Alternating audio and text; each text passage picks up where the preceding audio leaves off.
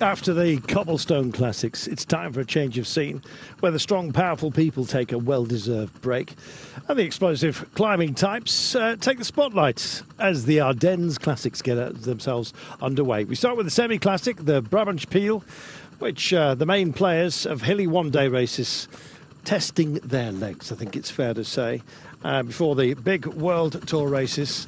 Short, sharp climbs, and plenty of those. Occasionally they can cut you to ribbons. How will today pan out? We've absolutely no idea. That's what makes this race so magical. It's sheer unpredictability.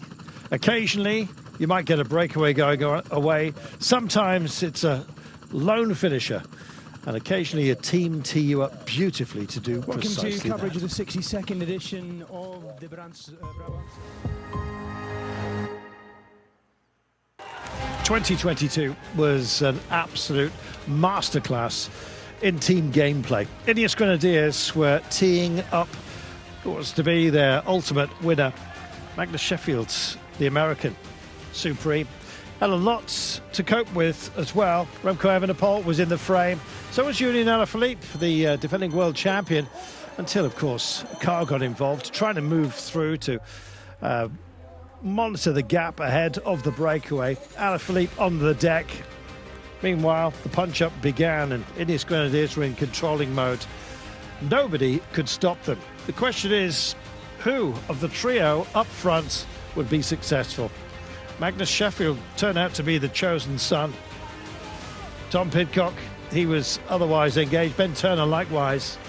It was a magnificent display, and despite the fact they had some big names with them, perhaps one of those that may have slipped your mind was coming for success. A teenager, biggest win of his career. And when he said go, the legs said yo, and away he went.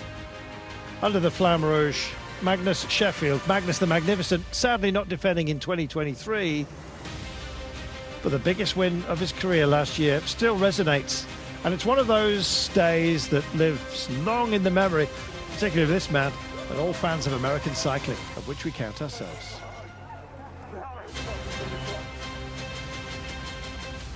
That's the way to do it. Easy? Oh no. This is a very long day. Magnus Sheffield taking it last year, Tom Pidcock the year prior, Julian Alaphilippe, who sadly, as you saw, ended up on the deck last year and is not starting this year in 2020. Mathieu van der Poel, Tim Wellens, Colbrelli. You get the idea. Philippe Gilbert, Sagan. Some great names have indeed graced the top step of the podium in this race. This year, perhaps compared to others, we don't have the same roster of super talent, but we've got some well worth considering. Warren Barguil, as you've just seen, is part of proceedings. EF Education come with an extremely strong team here.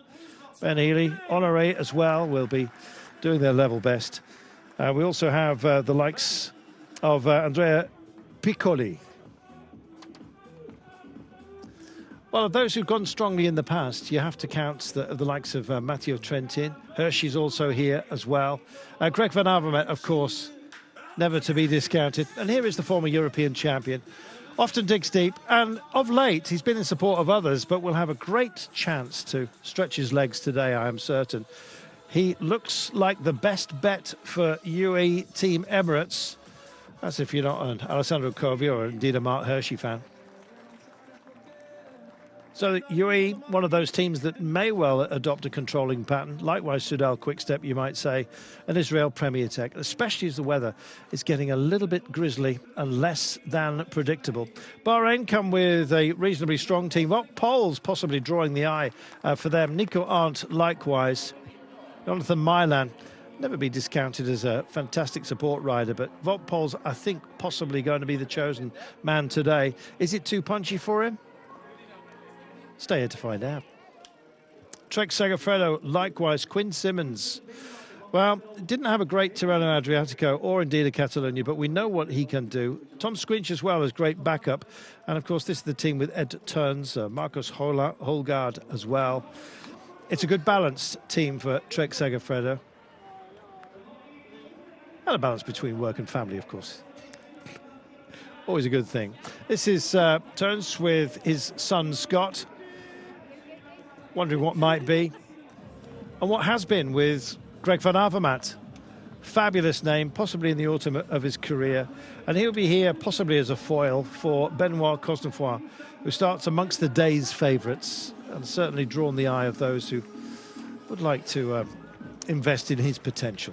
He's gone very, very strong. He's been variable of late, it has to be said. Cosnefroy I'm talking about, not Greg. Meanwhile, Quinten Hermans, well, he has not. He's had a mixed time of things, I think it's fair to say, with a team of Søren Kragh Andersen and Gianni Vermeersch, Rob Stannard as well, somebody who's almost constantly, it seems, dialing the clock back when it suits him, and maybe today does indeed suit him. Talking about dialing the clock back, when we've had a look at the likes of Stannard and Van Avermaet, maybe even Trentin as well, he's getting to the perhaps near the autumn of his career. We've got Kwiatkowski of Ineos Grenadiers also showing very strongly of late. Took a crash in Milan-San Remo and in the E3. If that indeed has healed mentally, you just never know how strongly he will go. This was the start earlier on today. A lot of cold weather gear, as you can see. Wet weather gear as well. And despite the fact we've had some sunshine and temperatures are starting to nudge up towards these sort of 16s and 18s, we have a west-southwesterly coming in, which meant a headwind at the start of the day, and it's knocked back the pace just a little bit. It's also drawn out a response from a breakaway. You have to be brave on days like this, but sometimes bravery pays off. We haven't had a breakaway success since 2010, but you just never know whether today might be that day. We have 4 up the road. We also know that they had an advantage of over 6.5 minutes. It's been pared back to 4.5, so possibly in good order with great management from the chase. And at the moment, it's a shared duty, although Lotto Destiny seem to be doing a lot of work. Likewise, AG2R Citroën. AG2R Citroën working for Benoit Cosnefroy, Arnaud Delay and Andy Cron for Lotto Destiny. Plenty of teams then with an option. Plenty of riders with some belief in this, the start of the Ardennes Classics, and a great way to open the book, I think it's fair to say. Johan Meens is part of the breakaway here from Bignol. We have De Pastel as well from Team Flanders Belloise. Rory Townsend has made the trip, the 27-year-old representing Ireland. Born in my backyard, actually. Kingston upon Thames, and Tor Gumstead as well has made the trip for Uno X Pro Cycling. Well, we're live with pictures. We're just about to rejoin or be joined by our wider Eurosport family. Those watching on dinner, those of you who are watching on digital, thanks for being there.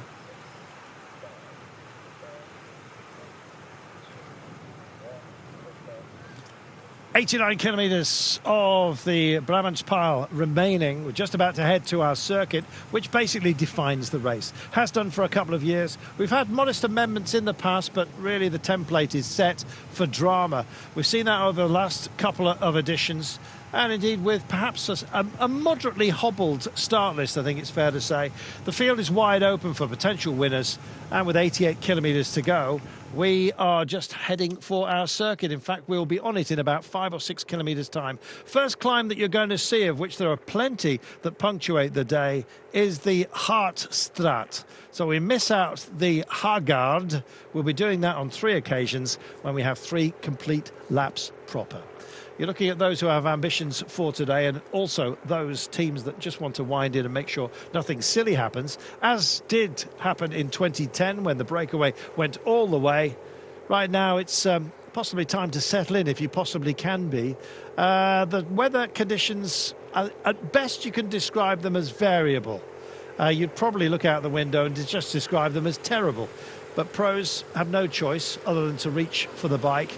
Van Avermaet looks like he's got more warm gear on than just about anybody else. It's a skirmish. It's already started. The breakaway is at 4 minutes and 30. My name's Carlton Kirby, and sitting alongside me is Dan Lloyd. Hello, mate. Hello, how are you? I'm all right. I say as though I haven't been sat here with you for the last 2 hours. I'm very much excited about this, and I'm loving the pace that we've got right now. After a headwind start that knocked them back, they've kind of been chomping at the bit, and once we get to the circuit, of course, doesn't matter what the wind is, it comes in all directions ultimately. It does, yeah. There is quite a bit of wind out there, and there are also quite a few top-name riders already towards the front, which I think tells you everything you need to know about this race. It's one that can kick off very early, where you have to be vigilant as soon as you hit this circuit, particularly with that 4.5-minute time gap. So Ineos Grenadiers, winners of the last 2 years, already trying to get their team leaders up towards the front ahead of this circuit and these climbs.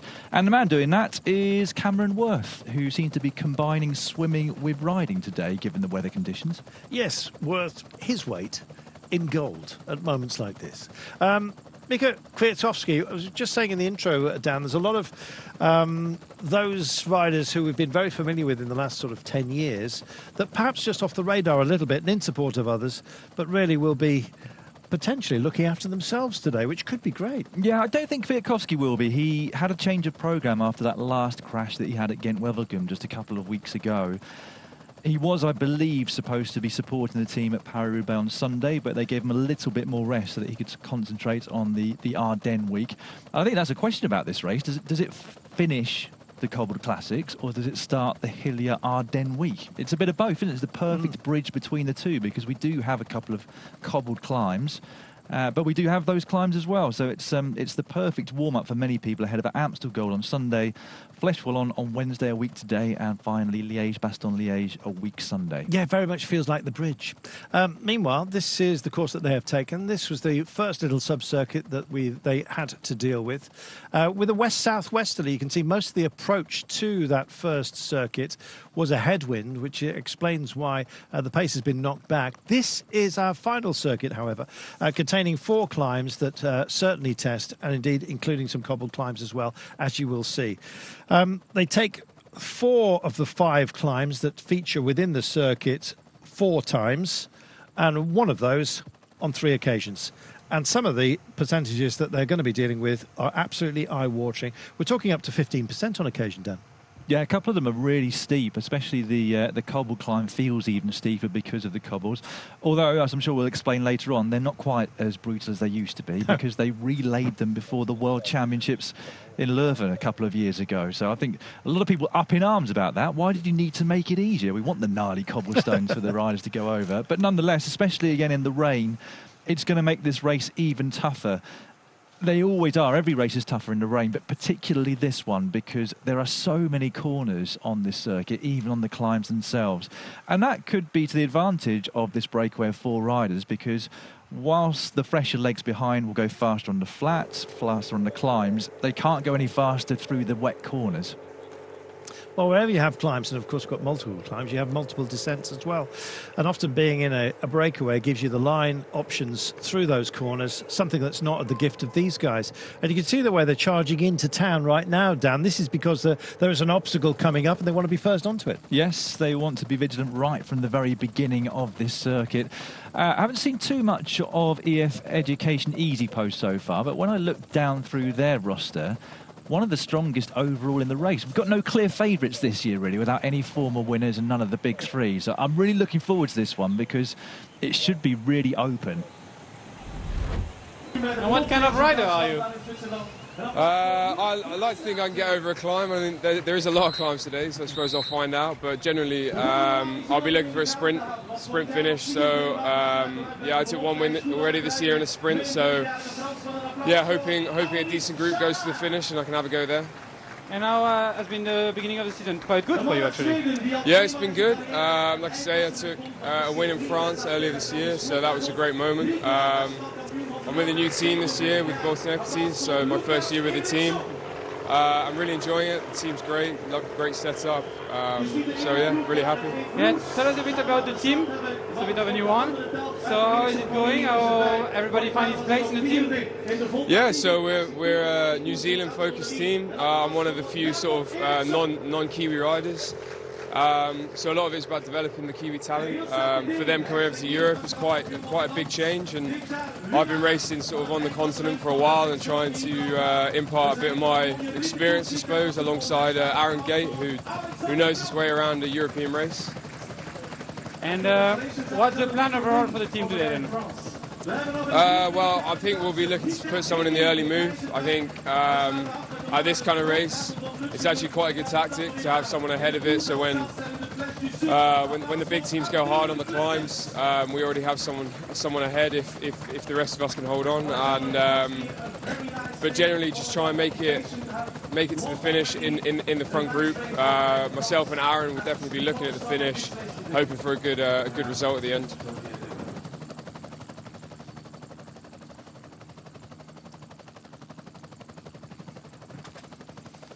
Well, time to get back in and where you need to be for Lotto Destiny. Arnaud Delay, Andy Cron as well. Interesting to hear from Townsend. Possibly struggled there to hear an Irish accent. Born in Kingston upon Thames, but proudly represents Ireland, of course, due to his heritage, which is great. We saw the Lion's Mound at Waterloo a short while ago, and you've got to have that kind of drive in order to succeed on the day. This could be just about parking discomfort apart from anything else. And it really does look rather uncomfortable, I must say. 83 kilometres to go. Gap's down to 3 minutes and 41. And so teams now starting to just suggest themselves. Tudor Pro Cycling have really made some waves, I must say, with Fabian Cancellara's backing and support. Alexander Kampf is their big choice for today. He is, of course, Danish champion, and you don't get to be that these days with a raft of hugely successful riders coming out of Denmark and have been for the last 2 seasons. Had a good Amstel Gold Race last year. Didn't have such a good one of these, and that sometimes can be the case. Put too much into one, it hampers the other, as was always the case. Interesting to see down the EF Education Easy Post have now started to get involved. I'm not surprised. Like I said, they've got some real strength in depth. You can always tell when you start highlighting teams, can't you, how many options they've got to play, and certainly with them, you could pretty much highlight every single rider within the team. Honoré starts with the number 1 on his back, or at least 81. Ben Healy, who's won a couple of races recently, the Irish rider, is there as well. Piccolo, very talented, as is Simon Carr. Sean Quinn took his first pro victory just a few weeks ago. And then great to see Michael Falgren back in the pro ranks after that horrific injury which took him out for so long last year. But yeah, this is a really crucial climb. And the reason for that is because of that gutter on the side.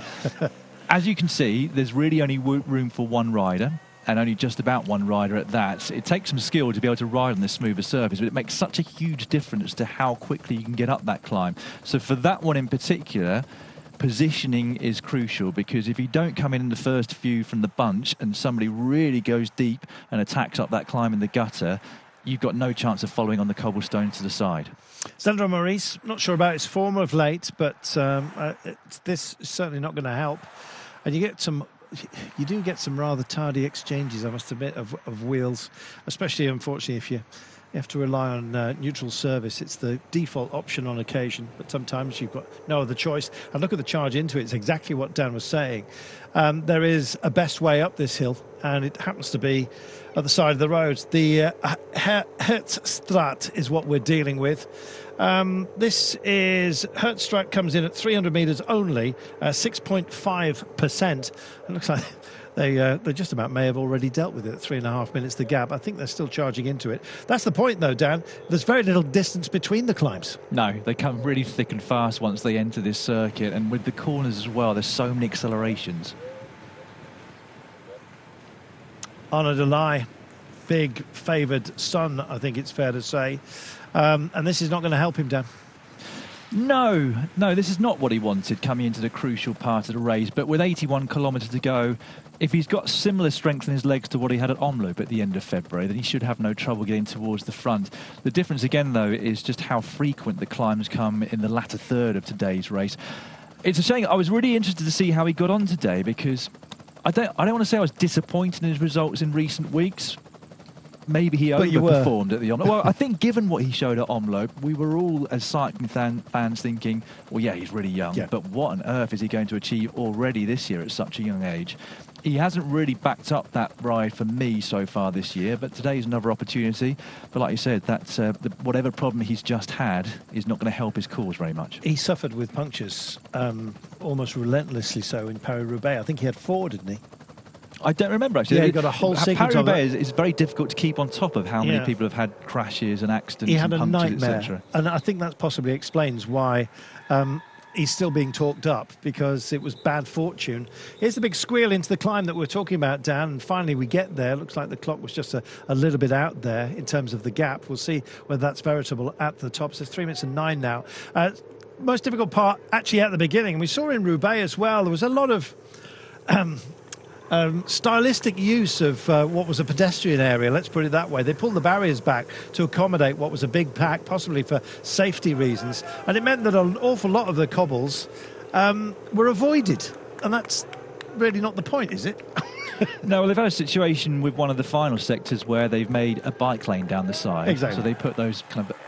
Another crash already. Unfortunately, I think we can expect a few of these given the slippery road and entries into these climbs. And you saw just a few moments ago as the main peloton came onto this one just how sharp the entry is. It's more than a 90-degree right-hander. Even when it's dry, it's tricky getting around there given the speed you come into it, but even more so with the slippery roads today. Now, although we've got a wind here today, it looks like he's not feeling at his best, unfortunately. I hope he's okay. It's not Van Avermaet. It looks more like Oliver Naesen to me. No, it's not him either. No, it's Vega Sturgelangen, I believe. But we'll wait and see. I beg your pardon. No, Michael Valgren. Well, they're both in different teams. Yes, exactly. No, I'm jumping over. I'm actually now. It's AG2R. Didn't see who it was, I'm afraid. We should wait and see. Yeah, it's a series of sprints, Dan, into all of these obstacles, and then of course you've got. The secondary obstacle on each one of them is the secondary challenge is the descent off it, especially on damp roads. Looks like it's drying up. We're worried about the wind. Thankfully, that's abated, but we've got a lot of protection around here as well because we're not. Oh, big time! Oh, and again. Oh my goodness, that was terrible. The Alpecin rider took the biggest hit there of all, but looks like I can't even begin to imagine. That was terrible, Dan. It's exactly what we were saying. It's the charge into the obstacle. They'd been distanced, this group, and they were obviously chasing to try and get themselves back in contention. Nice to see the Alpecin rider trying to help the other hurt rider to get back up there, but that was a nasty crash. Quinn Simmons has been caught out somehow as well, presumably through bad luck or mechanical, perhaps being caught out behind that crash.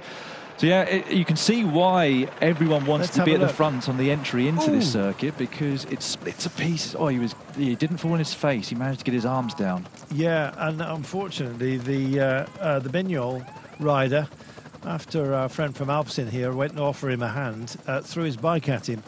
There was very little he could do, as you might see in a few moments' time. Tempest fray. It's hard to know as well, Dan, when you're involved in that kind of kerfuffle, who was to blame. It was really difficult to see what happened full stop in that accident. As I said, it seemed to be second wheel from the front of that group. There was a guy from Ineos there. This is Nick Schultz, incidentally, the Australian from Israel Premier Tech, who is being checked out by the doctors that follow the race. Looks like they're going to have their work cut out, unfortunately, today. But yeah, big blow for them. They're another team, actually, Israel Premier Tech, who I've highlighted a number of different riders.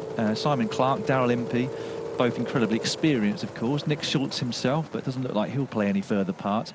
Corbin Strong started as one of the favourites. He's got number 166 on his back, and we know how strong Ugo Ull, the Canadian rider, is as well. So they've got a few cards to play. I like the fact Simon Clark's involved as well. I've got some splits here. They will regather themselves, although Alpecin are on full chat. They've decided, well, one of ours was involved, so maybe we've got the ultimate excuse. Yeah, this is Søren Kragh Andersen on the front. Decided to skip Paris-Roubaix. I don't think it was ever in his programme, in order to concentrate on these next 4 races, which suit him a little bit more than the flat cobbles of Roubaix. So he's pressing on the front. And it is one where if you get some allies in other teams, if you do press it home over the top of the climb, you can really put a lot of riders to the sword behind, because the nature of this circuit, there's those relentless climbs back to back to back, but very few of them have a descent immediately afterwards, and so there's no recovery time. So if you've got the strength over the top of the climb to press on, as we're seeing Søren Kragh Andersen do, he knows that behind the chase is going to be extremely hard to get back into the race. It's very familiar terrain, this, to me. I had a Longeur, which is one of the old farmhouses many, many years ago. Just about when I started at Eurosport, which is just after the Jurassic period.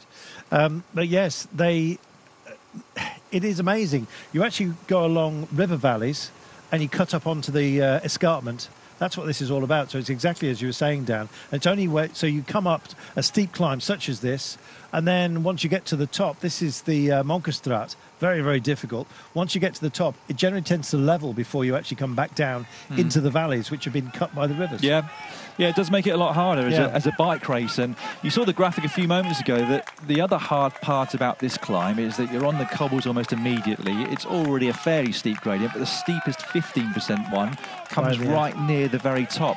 And then we take a right-hand turn, and it doesn't go downhill, it's flat over the top. So again, it's a place that, although the cobbles aren't as hard as they used to be, they're much smoother, although it's not particularly long, if you've got the strength up and over the top of this climb, it's definitely the best place to make the difference. They actually went and cemented in the cobbles to stop them rattling, which used to make an unstable bed underneath you, and a hard bed if you're going to land upon it, I'm afraid.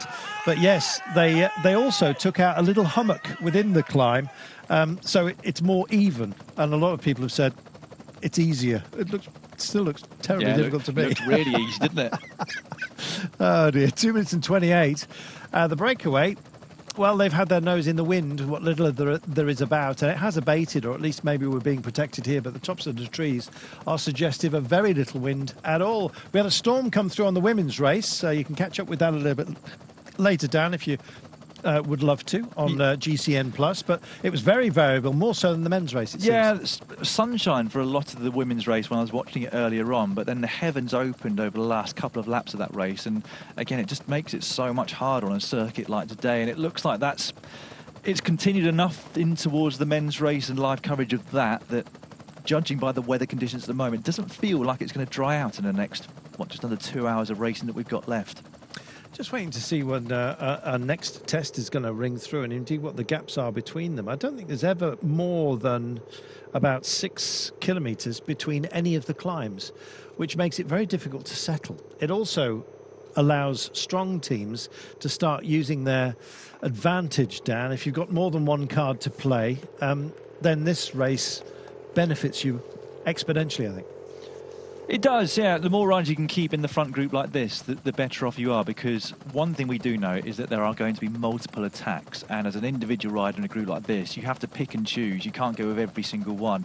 If you have multiple riders, like we saw with Ineos Grenadiers last year, then you can pick and choose a bit more and make sure you've got one person at least going in every move. As it turned out, last year they had 3 in the winning move, and so it was much easier for them to go about taking the win, which they did with Magnus Sheffield towards the end.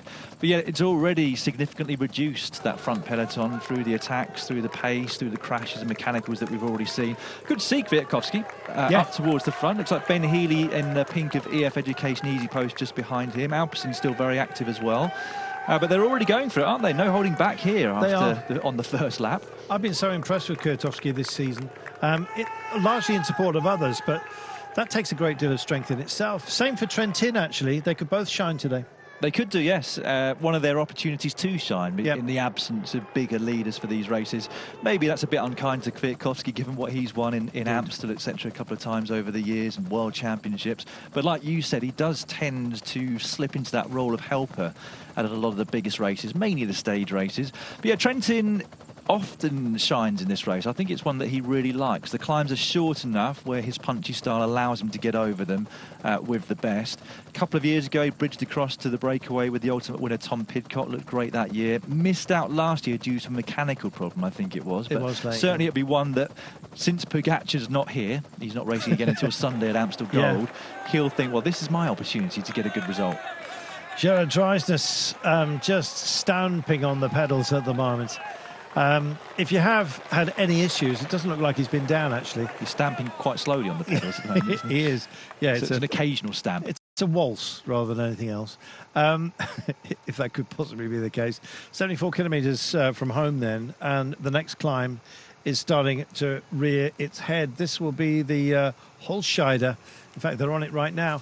12% gnarly little intro into it. Looks like they've just crested that, to be honest. And there's the remainder of it. They really do subdivide it rather neatly here. That was every 100 metres they gave you an indication of what sort of incline we're dealing with. This loop that we're on at the moment, they really have found the farmer's tracks. They had to be hunted down once, of course, asphalt started to get laid over in the... it wasn't until the 70s and the 80s, actually, around these parts, I have to tell you, before that happened. Reminded that this is a land of beer. Was that the what's that beer named after the hill? Oh, the Quaremont. The Quaremont, yes. I was 6.6%. There we are. That speaks the voice of experience. Meanwhile, it has to get selective at some time, Dan, and sending riders up the road, satellite riders who can potentially pose such a threat, they're worth chasing down. That's what we're talking about, having a strength within your team. Exactly the same happened with Magnus Sheffield, who was finally the chosen son for Ineos last year.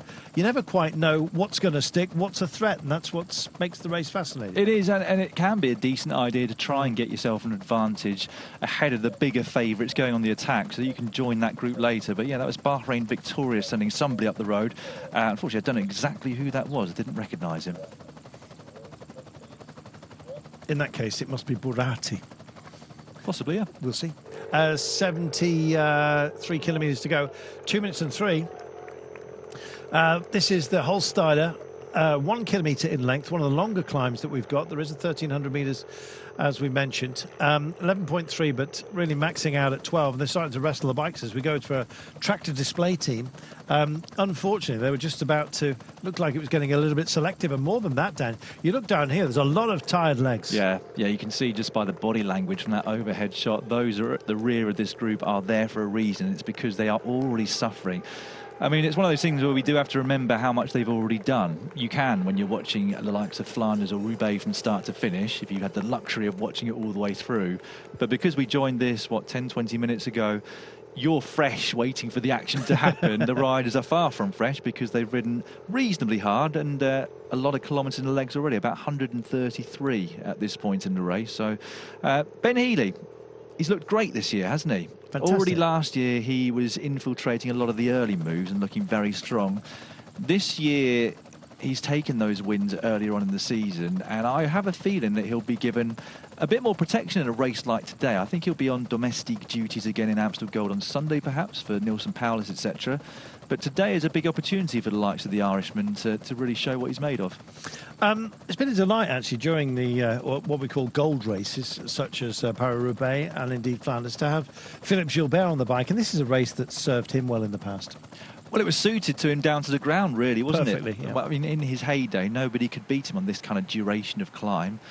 And you'll all remember 2011, well, not all of you, but a lot of you will remember 2011 when he won here. Then he won on Sunday at Amstel. Then he won on Wednesday at Flèche. And then he won the following Sunday at Liège-Bastogne-Liège. So, yeah, when he was on it, this was really his sort of fortnight, really.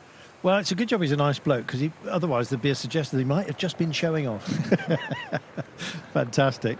2014, he started off as the big favourite, and this is why this is so entertaining. But yeah, forced on the defensive. Simon Gerrans, Bjorn Loikemans, there's a few others as well. The BMC crew just absolutely exploded that day. So even if you have a great champion and a team in support, it's so unpredictable, this race, because there is just no settling. You have to constantly have a strategy, rip it up and form a new one. You do, and even more so in this modern era of pro cycling. Yeah. I think if we went back 10, 15 years, maybe even less, this race would still be being controlled by one or two teams on the front and waiting for the leaders to pounce on one of the later laps on the climbs there. But as we keep seeing, the races are opening up earlier and earlier and earlier. Paris-Roubaix on being a classic example of that last Sunday. And I think it's just in the heads of all of the riders now. Yeah.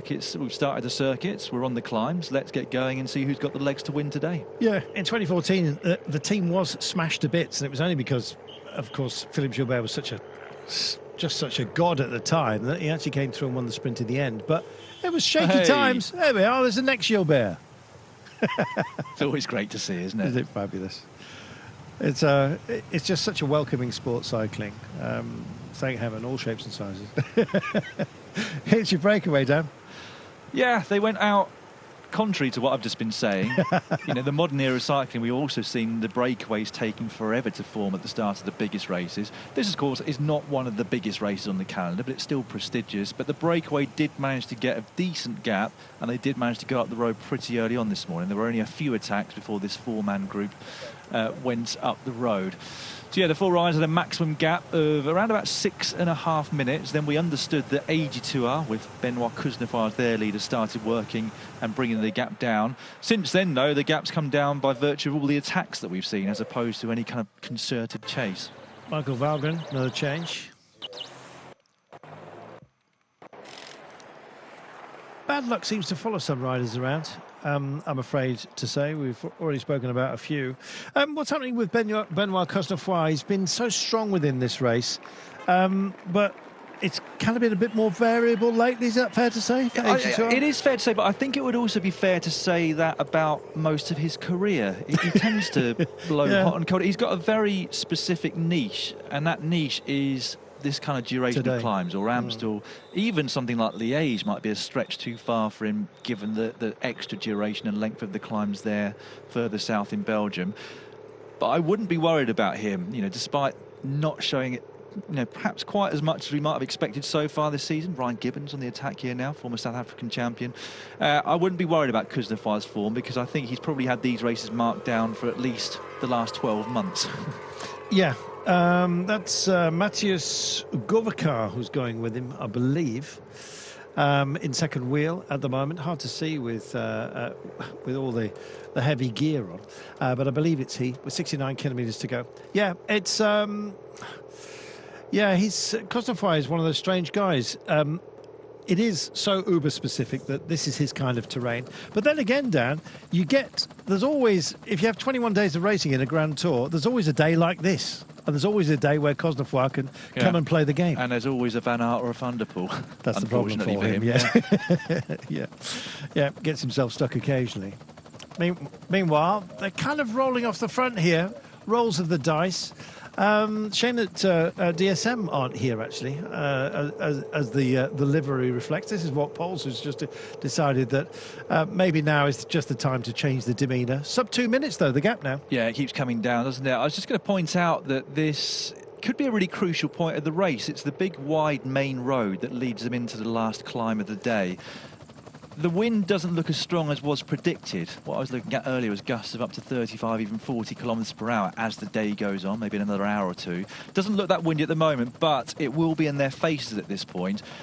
And if you can get a gap over the rest of the group at this point, it really discourages the attacks. That said, you're also going to be in plain sight for a lot longer, because you'll be going slower into that headwind.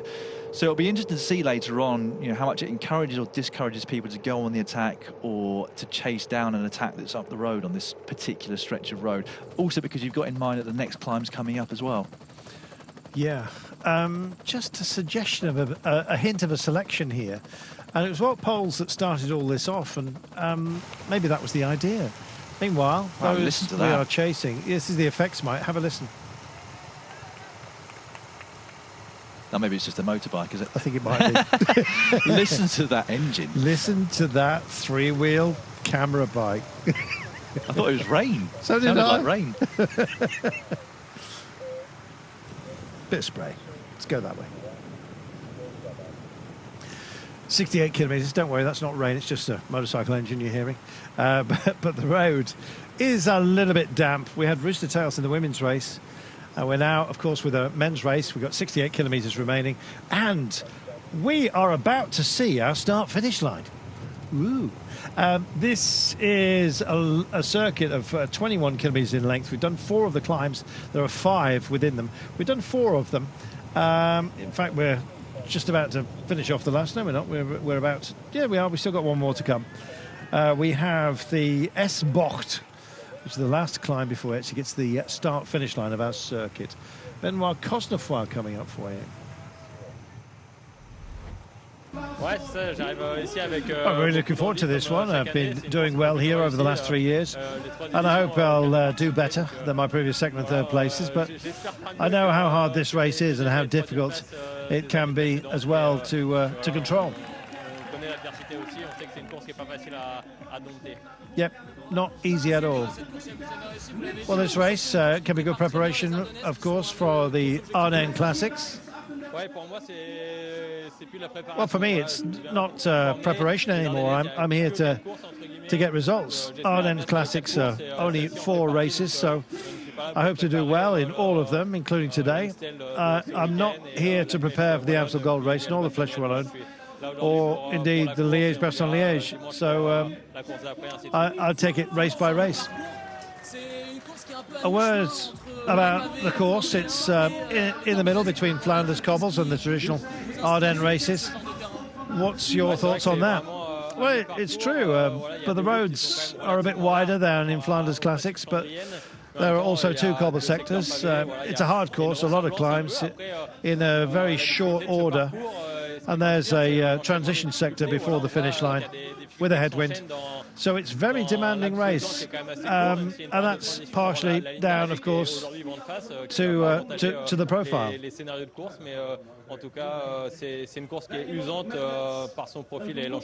Very demanding, and it's all down to the profile. 67 kilometres to go, a minute and 48 now only. Our breakaway is doomed, but what incarnation will reform? It's going to get selected, Dan. You can almost sense it in the damp air that we've got, and you can also see a dirty, great big storm cloud up ahead. Yeah. And if that bursts, then all bets are off, including yours. Does look rather dark in the background of shot just there, doesn't it? It I mean, I'm sure the riders, most of them, will be hoping that the rain does hold off for the last 60 kilometres of the race today. But there will be a few who will be thinking, I'd actually quite like a bit of rain, because it might put a few more riders in a place in their head where they're not quite as motivated. But yeah, interesting to hear from Kuznefroy there. Easy to forget that for around 5 minutes this time last year, he thought he'd won the Amstel Gold Race because of a rather overexcited sports director in a team car that thought he'd won, only to find out that he'd missed out by millimetres to Michał Kwiatkowski there. So I hope that Kuznefroy does win big in this coming few races.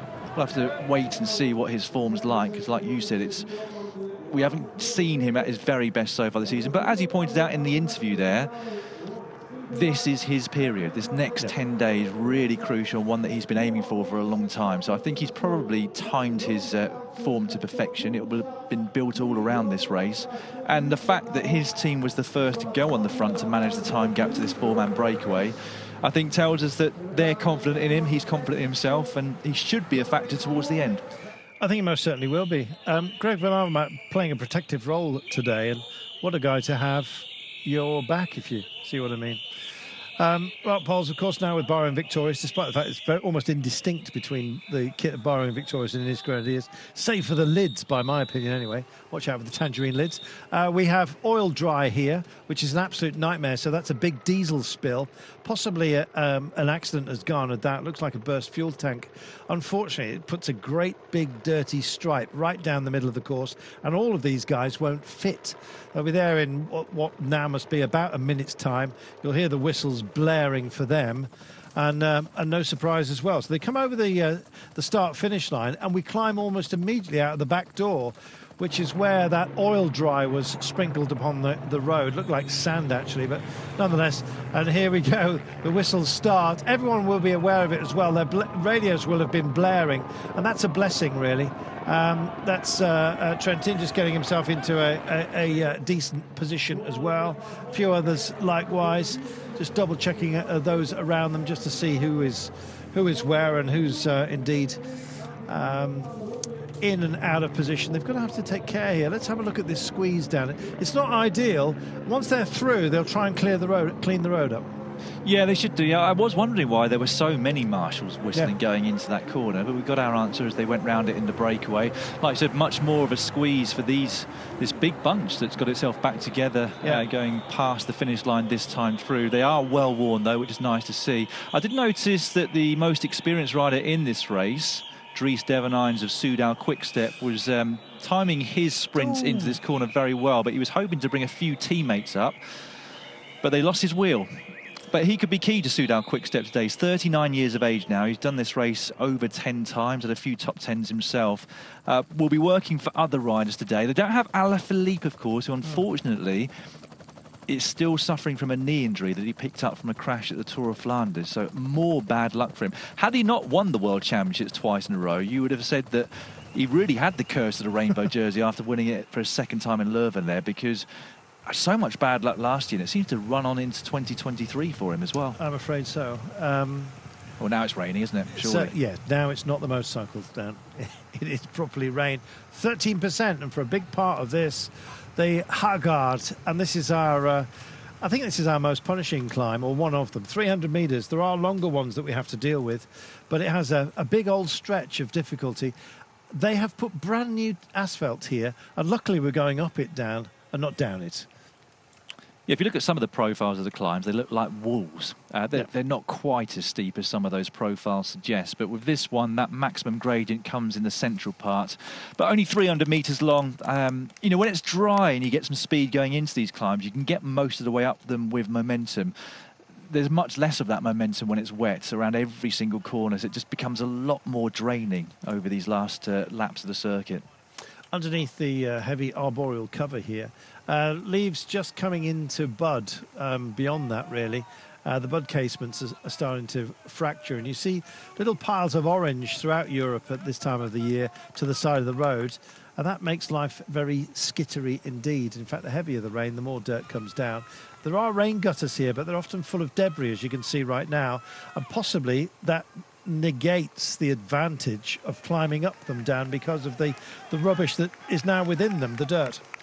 Well, I think when it comes to the cobbled climb, the straighter of the two, that we will still see the riders trying to climb in the gutter on the right-hand side of the road. I think for that climb that we just saw, obviously it's a fresh tarmac, as you said, in the middle, so they can just go straight up through there. EF, looks like Piccolo here riding on the fronts to me for that squad, with Ben Healy on the wheel. Mikel Honoré, the Danish rider, coming up as well. I think it's him that they'll be working for predominantly today, but they'll try to play their numbers as well. There is Benoit Kuznefar, I think, on the left-hand side of your screen of AG2R. Or is it one of his teammates? No, it is him. Well, it's now, and he goes for it. Lights it up straight onto the back of the motorcycle, I think, possibly taking advantage of the pocket of aero assist that he's got. And the trio out front have just got themselves 2 bike lengths for the time being, from front to back. And this is now a proper move with 63 kilometres to go. That's ambitious, Dan. It's a long way. Yeah, it's a long way out for somebody that is one of the key favourites, if not the favourite for the race today to go. Now, I think he'd be hoping to draw a group of at least 5 riders clear over the top of this climb, because he doesn't want to be with just 2 others sharing the workload, because if a chase does happen behind, then it's got a lot of energy that he's put in that other riders that are favourites for this race haven't had to. But I think, again, with these conditions, he's probably thinking, I want to stay out of danger. I know I'm in good form. If I can just get a decent group off the front working together, then I can take it from there.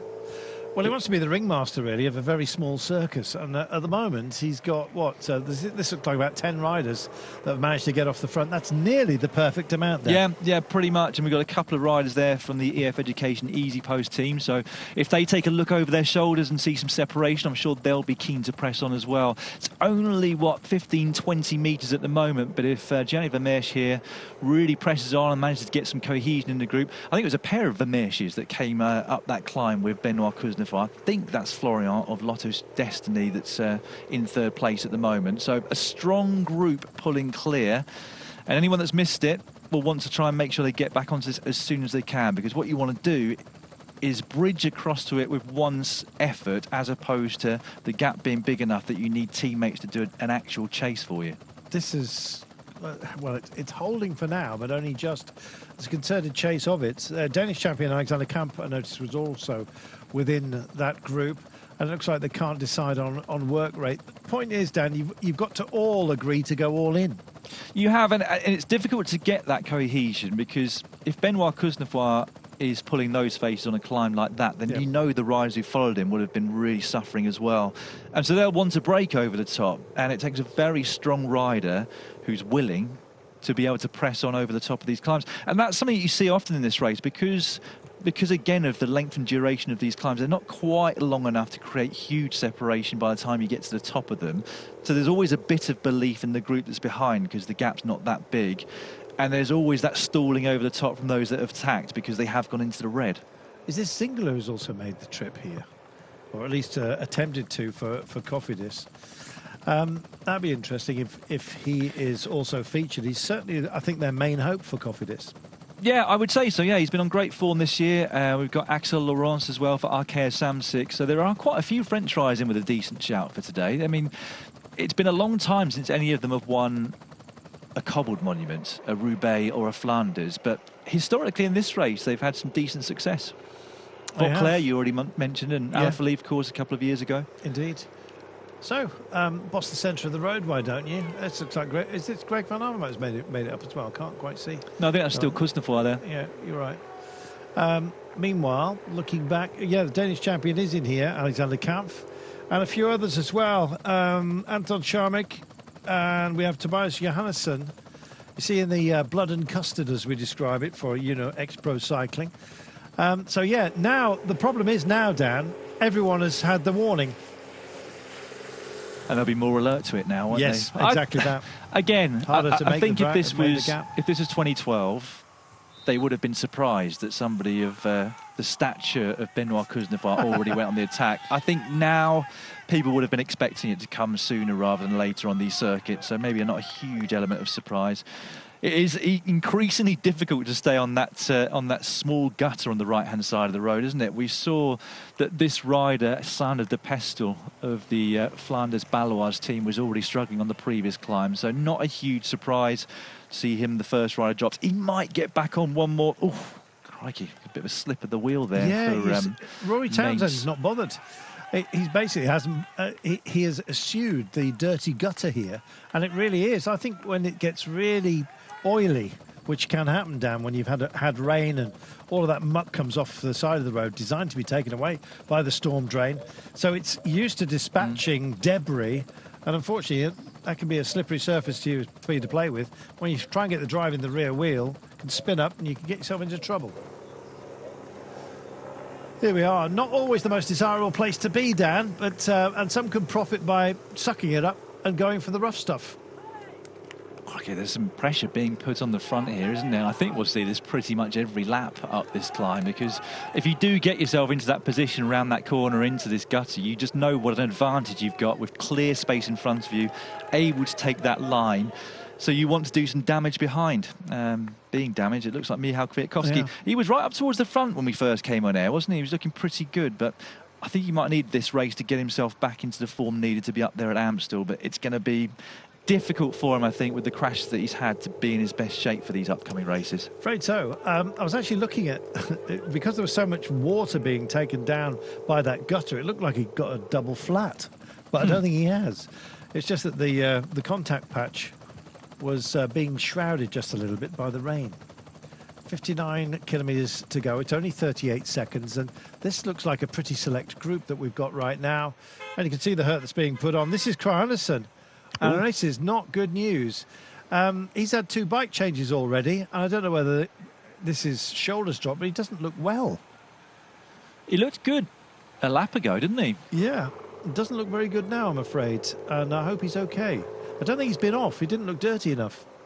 No, I'm not entirely sure what happened to Søren Krajnesen. He's got 2 teammates here at the front in this group, though, that has been formed through the attack of the Dutch champion Pascal Eenkhoorn, riding for Lotto Destiny these days. So once again, we've got a small group heading off the front that went not on a climb itself necessarily, but just over the top of it. Remy Cavagna, your man.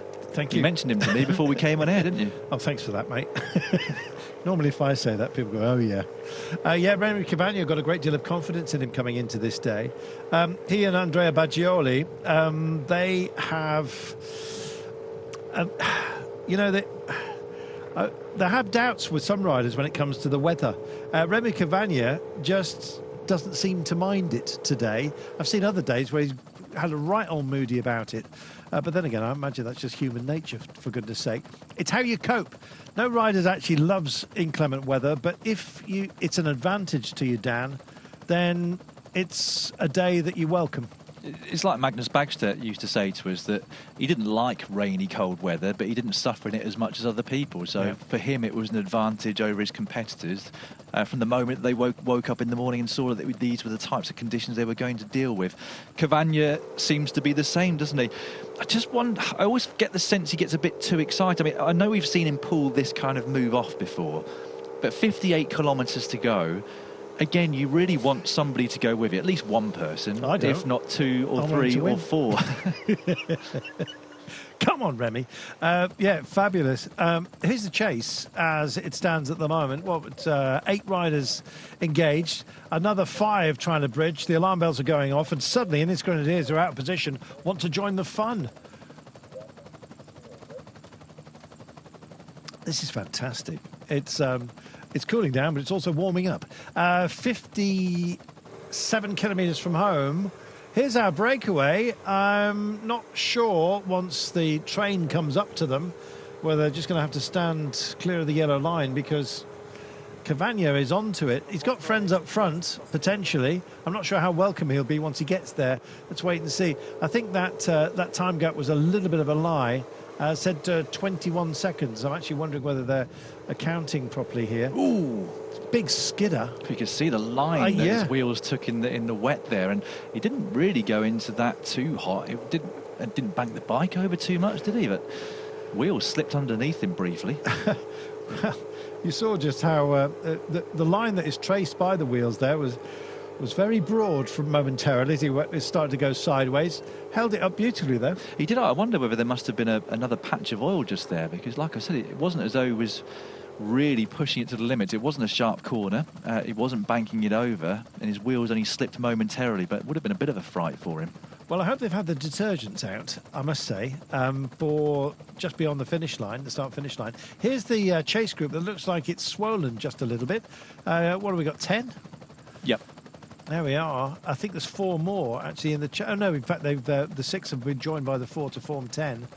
The camera will describe to us those who are also engaged. Now, this could be to Cavagna's interest, because if it stays grisly like this, there'll be a few within this group who possibly lose heart. And there you are, you see the chase is on behind them. He's not been allowed off the leash, but this is going to automatically kill the break. Yeah, 19 seconds, and the way that Cavagna's going here, it won't be long before he reaches our early 4-man move. I don't think he'll be too off-put, Cavagna, if they just sit on his wheel and say, look, we've been out here all day, you've got the fresher legs, go for your life.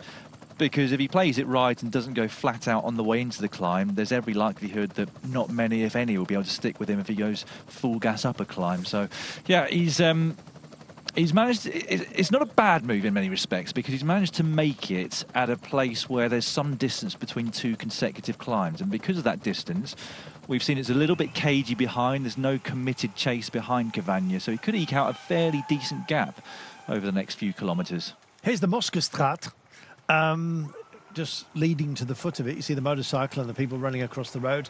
That's where the climb begins proper. 500 metres, 9.2. Oh, in fact, it's on your screen right now. Maximum 15. Not nice. Goodness me, and it comes right at the very end when you're at the end of your resources. At least you're not coming straight down into a highly technical descent. It's just passed by some of the greats here. Was that Mark Cavendish you saw on the road there? The last one was Sagan. I didn't see who was before that. I think it may well have been Mark Cavendish. I was expecting to see Eddie Merckx, the likes of Freddie Martins, De Vlamic, and, of course, a few others as well. But I think it was Mark. Breakaway. Now fully engaged, as you can see. This is on the Moskestraat. It's around 15% at the end. That's Remy Cavagna on the chase. Unfortunately for him, if the camera just lingers a moment, you'll see that the pack has more or less refound itself. What have we got? About 35 riders or so here. There were 10 off the front. There was too much at stake, some going a little bit cross-country. Once again, Kamp is engaged in here, and the chase, Pascal Anghol's doing a lot. This will be for Andy Cron and Arnaud Delay, ultimately. But this man, Cavagna, finds the breakaway, and what a great time to do it. Don't forget, there's a plateau at the top, not a descent, so he's not going to have too much rest out top, but at least the blessing, I guess, is that the wind has abated. Oh, and look at the back wheel, struggling for grip here, Dan. Yeah, it's not a pretty style, is it? No. But it's certainly effective from Remy Cavagna there. Like you said, Eenkhoorn, the Dutch champion here, has been doing a lot of work at the service of his teammates. His teammate Florian Vermeersch has looked very good. I'm not sure Arnaud de Lee has got himself back into this group. We saw him with a problem earlier on. Kron, the Dane, I'm pretty sure is in this group, as is another of your favourites, Alexander Kamp.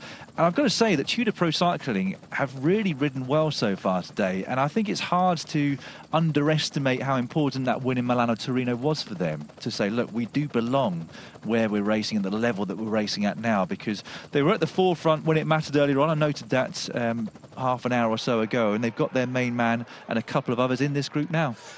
I like the way that they've approached it, to be honest, Dan. There are some teams that really get a lot of grief when they come and join the elite ranks for certain races. I remember Sky used to get attacked for the first comfort break that they ever took. It was as if to say, yeah, we know you're here, but you're not going to buy your way through it. Of course, it was just raw talent in the end. But yeah, Tudor Pro Cycling, fantastic. And indeed, Alexander Kamp has a chance today. In fact, whenever they start a race, they seem to have got a chance. And what a mentor in the likes of Fabian Cancellara to have. That's got to be good news, Dan. So I was listening to that and thought it was the wind, but again, it's the engine. Look at the Dan's rain, going to buy himself a rain. motorcycle and just learn. 53 kilometres from home. Now, watch these technical moments. Look how much respect they're giving the turns, and you can understand why, Dan. There's a little picket fence there that's going to welcome somebody if they're not careful. Here they come at a higher pace in the chase. Yeah, keep your fingers crossed, everyone. I mean, I have my heart in my mouth around all of these corners on such wet surfaces and the bricked piece of road that they go around on that apex of that corner there. Still a fairly big group, but it keeps... People keep going away, then it comes back together again, but we're going to get a sense of who the stronger riders are. There will be some that get caught out of position and don't make the front group on one split and do the next, but in general, we are seeing the cream rise to the top right now. We are, and there had to be a selection, and we're witnessing it right now. And the sub-selections going on, and then within each of these groups, there must be a principle. Everyone has a look around, sees who's the strongest, and you kind of have to make a decision. It's a negotiation, really, as to how much work you're prepared to do on somebody that you fear. There is, and I can see Cavagna stretching this lead out between every climb, only for it to come back down to where it was on every climb. But looking at the group there, until we get down to a group of 8 or so riders, around about that kind of number, they're not going to be rolling through and off in between. They're going to be looking round. They're all going to be thinking, well, in a group of 30 riders, I'm not going to do any more chasing than anybody else.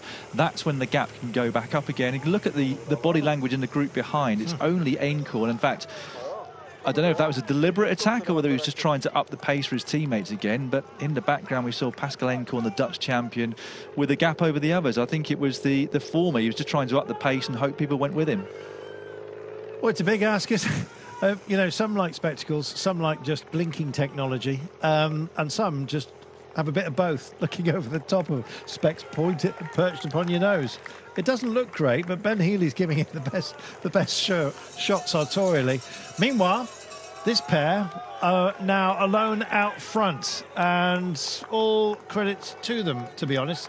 This is Gudmestad, who's gone off with Remy Cavagna, and that was Rory Townsend who pulled the pin. There he is, the Irish champion.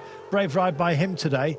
In fact, one Irishman passed by another. Yes, Ben Healy's looking good, isn't he? Yeah, always difficult. I found I found the same thing as Ben Healy, that I couldn't see much with the spectacles or shades on, and I couldn't see much without them on either. So you're sort of stuck in a quandary as to whether you take them off and discard them, get a load of cold rain and road water sprayed into your face, or whether you put them back on and can't see much with them on either. Looks like a quizzical headmaster at the moment. So what have you been doing? Meanwhile, behind, oh gosh, you know, there's an awful lot of nonsense on the road today with all the mud and guts. And I think some of them might be seeing their guts in a couple of days. This is the sort of racing that engenders tummy upset. It does. No one can predict the weather, of course, and these riders will know that they've been down for this race for some time. But it's something I felt when I was watching Ghent-Wevelgem.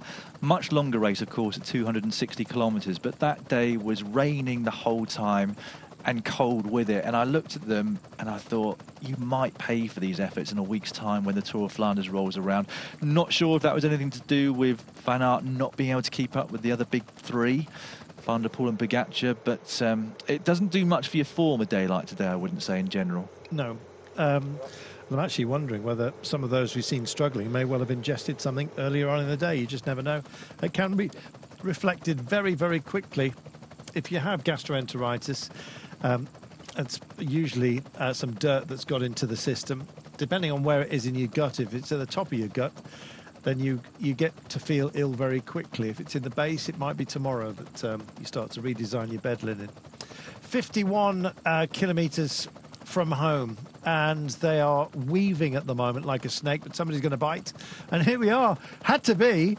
And is this our Dutch champion going off again? we both automatically go closer to the television, like that's going to help. Yeah. With spectacles just at the end of the nose for clearer vision. Oh my goodness. Well, it's a concerted chase right now, and all credit to them for picking this up. And likewise, I must say, for Ben Healy for starting this move. He's encouraged quite a few others to come and join him. Yeah, he's got one rider there from AG2R just trying to... Again, it's an example of how hard it is to eat on a day like today. He had his rain jacket on there. He's got to move that up to get into his pocket. It makes getting the right nutrition into your body exponentially harder on a day as tough as today. We also saw Kron in there, number 44 from Lotto Destiny, one of the pre-race favourites, who'll be a protected leader for that squad. And I'd imagine who Pascal Encorn was working for just a few moments ago. I think the two riders that we saw in the distance were Remy Cavagna and then the Uno X rider that was part of the early breakaway. I'm waiting to see if Tobias Jansson's part of this group. I mean, declared him earlier on, but oh, hello. Another rattling introduction to... You see where the descent ends. As we say, today, in this sort of flatland area, the valleys are cut by rivers, because there's a lot of rainwater in this part of the world, and we go and play with those valley walls. Once you get to the top, you have a bit of an escarpment, and then it's quite some time before you get to the descent. Finally, indeed, you do, of course, get to enjoy it or endure it. Here we come. This big left-hander scares the devil out of me. A lot of street furniture as well to welcome those. And some of it is not exactly soft, I'm afraid. So, dive in, Dan. It's time. Dorian Godon is the Frenchman from AG2R. Third in line of this group of four riders at the moment, a 26-year-old from France. Ben Healy, on a good day, he's the rider on the front in the pink jersey of EF there. Then Kron, and then just towards the back here, we have number 153 from the aforementioned Tudor Pro cycling team, 183 should I say, Lucas Eriksson, I believe that is. Well, Swedish, I believe, if what you were saying about... Magnus Backstedt, and here it is. Here's the response. Now, I wouldn't be surprised if this is Tobias Johannesson. Anton Charmreg has been busy today, as you well know, and they've got Gudmestad up front as well. Here he is in the good company of Remy Cavagna. They've got a very modest margin. You never know when this sort of margin can carry. Don't forget, Cavagna's been out here. I think he went at 61 Ks to go. So he's already had 12, 13 kilometres with a lead that really hasn't changed much between sort of 18 and 9 seconds. So he's determined. He is. I don't think he'd mind the company of just four other riders. He obviously doesn't want to get caught by this huge group that we've still got behind.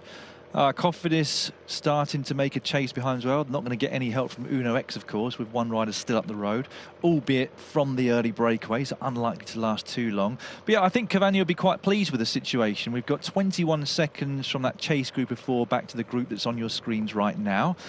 Trying to think of the biggest teams who've missed this move at the moment. I guess Ineos. Yeah, they've come up with a very young team, though. I mean, that's a good guess. They've been hobbled, haven't they, with injuries. Sheffield unable to take the start. It was in his programme, but another crash there at Paris-Roubaix on Sunday. And this is why they're starting to chase. I think this is the youngest rider in the race again, Josh Tarling, who's been put to the front. This looks like it may well be it. Early declaration, but 34 seconds. Looks solid. Wow. Well, Andy Kron, because of the engine room that we've got here, Dan, Andreas Kron, Dorian Godon, Ben Healy and Lucas Eriksson. That's handy. with Cavagna up there, no disrespect to Gumstad, but if this sextet, as it will become, works together, nobody's prepared to chase. And look who's been marking out all of the moves as well. Uno X are doing a job, of course. Cavagna's team, Sudal Quickstep, they're disrupting as well. Andy Cron's Lotto Destiny, they've been up here making a nuisance of themselves likewise. Ben Healy's team, haven't seen too much of them, to be honest. But that's because they're just trusting that Ben can do it. But if Ineos want to put this fire out, they're going to have to do it themselves. Yeah, I think they should get some help from Alberson de Koenig. We saw Gianni Vermeersch doing a small turn on the front, but I would imagine he's one of their protected riders, given how he's been going so far today. Where's UAE? Yeah, it's so difficult to get yourselves organised, because unless you've had a rider near the front that wasn't able to go with the move, that you can get straight on the radio and say, look, there's a 4-man group going across to a 2-man group, we have nobody in it. It kind of needs that road captain that was alert, that was in the right place to see what was going on, because in the team cars behind, you know, firstly there's a delay on the TVs that they've got in the team cars, so by the time they see what's happening or have the numbers read out over the race radio, it can just take a while to figure out whether it's a really dangerous break, whether you're not represented, and to actually start the chase. I'm sure there will be a chase soon, but whilst that's being organised, it's now over 30 seconds between this group and this one on your screen now. 41, in fact, and I don't think it's the heart to chase. Well, glad I made the early declaration. I mean, goodness sake, what, 39, 40 seconds bouncing around that margin. And it's on those. I mean, Alpecin de Koenig have really messed this up. Hermans, Krar Anderson, who's not been looking too good. Rob Stanner, Gianni Vermeersch. This is quality they've got, and unfortunately it's missing from the front group, Dan. No, we've got a couple of other teams that have missed it as well, of course. Trek, Sega, Fredo. And Cofidis. Yeah, Cofidis, I mean, well, we've got 6 teams represented, so there's a hell of a lot that haven't got anybody and do, in theory, have a reason to chase. It's whether or not you've got the manpower left to do that chasing at this point in the race. Well, I must say, this has been fascinating. We're coming to our next climb rather quickly. I think this is the biggest gap between climbs, by the way. Next one peaks. We got the S-Bocht. This is this little waverer. It's not the most punishing, but in this kind of weather conditions, it's got a technicality about it. It does, yeah. I mean, they're sweeping corners as opposed to hairpin bends that you get on a mountain descent. And as you saw from the graphic, there are no steep gradients on this climb up towards the finish line. But it's just the constant sapping of energy from the other climbs that makes this one feel even harder.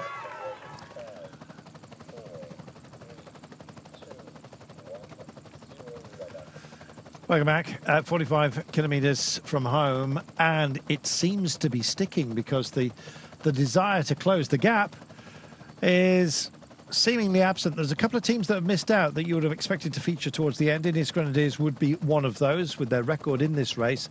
Young team, as Dan has been saying earlier on. The UE team, Emirates as well. Someone like Mathieu Trentin, you thought would have just loved a day like today. They've got Mark Hershey, Alexander Covey as well. They are missing from the front group. And Cavagna is prepared to take this on. He's got a great engine room that's bridged over as well. Andy Cron, one of the pre-race favourites, is here with the sort of aquamarine and scarlet shoulders here.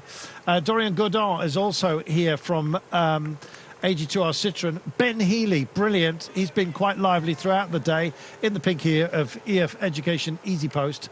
We also have Lucas Eriksson, who has made the trip, the big Swede. So, look at the demeanour of the chase. It's been fractured at best, half-hearted on occasion. Suddenly they've got real and realised that this is potentially the break that's going to go away. I wonder how many teams are listening to us, Dan, as we've already declared. They're determined to prove us wrong. However, I think we might be right.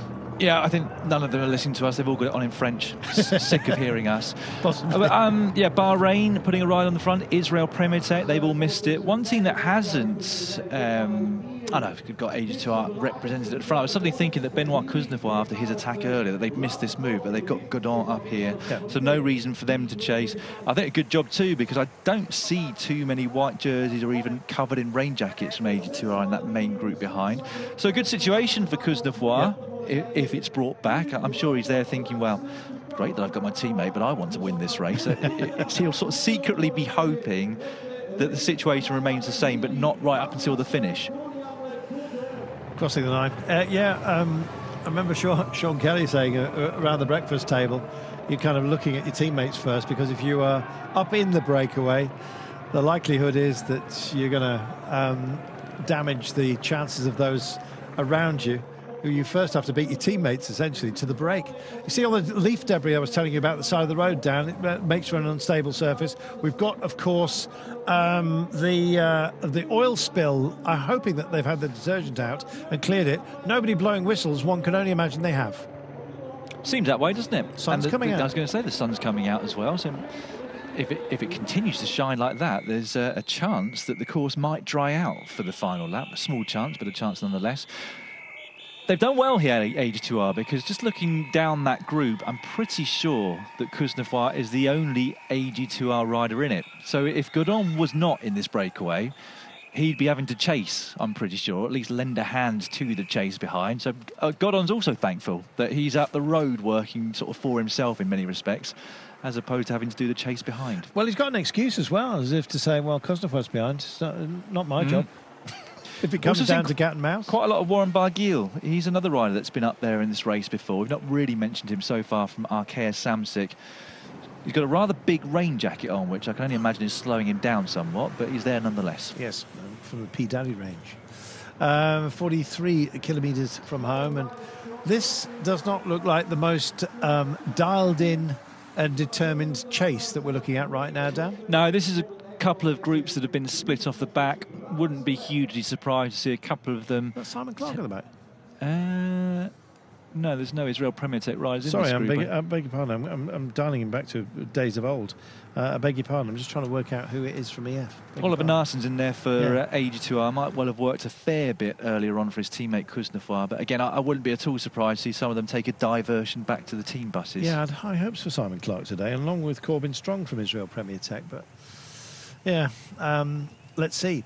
They're certainly one of those teams that have missed out front. Remy Cavagna is here. It's at his behest, an instigation that this group exists. Gumstad's done well to hold really on. Well. I was thinking exactly the same thing. Brilliant ride by him. Here he is at the back from the original breakaway. Did so much work, had to put his nose in the wind on several occasions. There's your pinch. It's our next climb. 13% as a maximum, but doesn't last for long, Dan. Probably a good job. No, it doesn't last for long, but it is another tough little climb, and all of the leaders left behind in the main group, 32 seconds behind this one, are in a really difficult situation, because 32 seconds is too big of a gap to close on a climb of this length and duration. So what might happen is they go on the attack. I'm pretty sure we'll see some attacks on this climb from this group now, but they're probably not going to be able to close it, so they're going to have to hope that if they do go on the attack up here, that it's a group that goes clear, that's able to work together to bridge up to the front group. Do you feel that the fact that you don't immediately go into a descent... There's Clark, he's on the attack. Hey, come on, lad. Fantastic. Had to be meshed in there somewhere. Sorry, I misread his face. Looks like DeLee as well has made his way back. I haven't seen him since he had that mechanical problem earlier on in the race, but third wheel for Lotto Destiny. Pascal Encorn is also in there still for the... so they have got some numbers here. They've got Cron up the road. I'd say of all the teams that I've managed to spot, they're probably in the strongest situation of any of them in terms of numbers. 36 seconds. I want to see how this holds. What I was going to ask you, Dan, is when you get to the top without having a descent immediately afterwards, I kind of feel sorry for those who are really investing a lot in the climb, because they get to the top and the temptation on the flat would be to do the same as if it was a descent, just ease up a little bit, but you have no choice. You've got to drive on. Exactly. It's a psychological game when you don't have a descent straight after a climb, because you have that mental finish line that is the top of the climb. Yeah. And in your head, you want to let off the gas slightly. Yeah. But if it is flat over the top, if you want to get back up to speed and get that momentum going again, you've got to carry on at a similar kind of power that you had on the climb to get yourself to that 45, 50 kilometres per hour.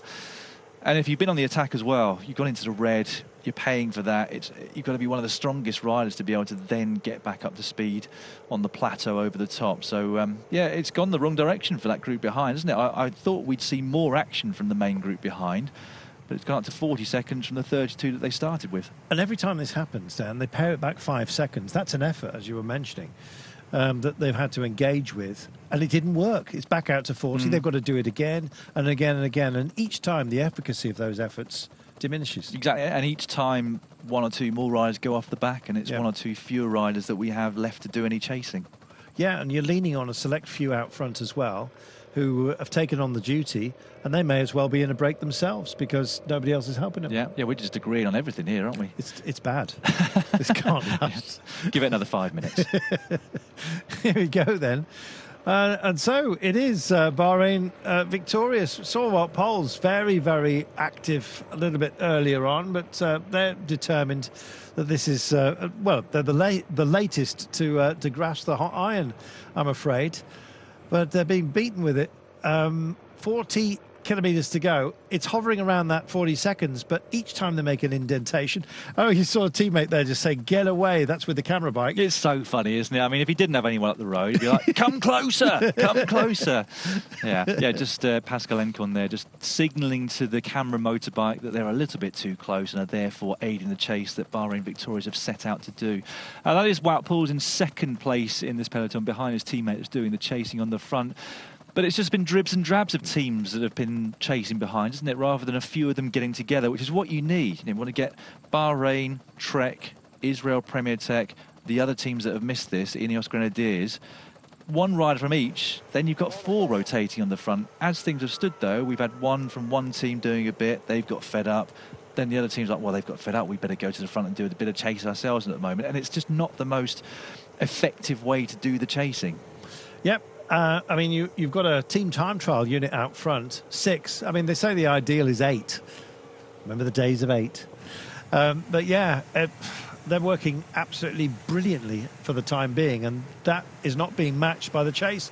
It's now 43 seconds. That's the biggest margin we've seen for quite a while. 44, 43. This is going to come back down into the 30s, and then it's going to stretch back out once again. Absolutely remarkable. What a day. And what a series of tests that we've had along the way. Absolutely loving this, Dan. What a great day. Yeah, the sun's coming out as well. Yeah. It continues to shine. Oh, there you are. We might even have them get rid of some of their cold weather gear. In fact, some of it has already been stripped off, as you can see. Andy Cron, virtually stripped down, still got the arm warmers on. Let's hear from Remy Cavagna. Was this written? Remy, on vous a vu sur le Tour du Pays Basque en Well, we saw you during the Basque Country Tour. You're attacked regularly. Some racers saying that you're a favourite for today. Do you feel like one? Not necessarily. I feel like an outsider. I've got good legs, though, and was doing great during the Basque Country. It was very, very hard race. Belgium seems flat, so I don't think that it's going to be a problem out there. But we'll have to see if my legs are good in the recovery.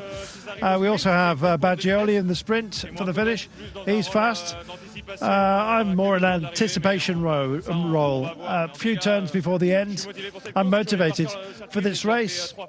And that's also a race I know well. You know it well, but you say that it's flat.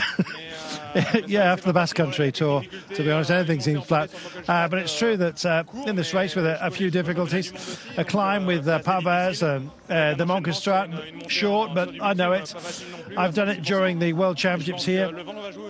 Sure, it's pretty tough, but there's a climb on the road, hard, 5 to 6%. Wind to take into account as well.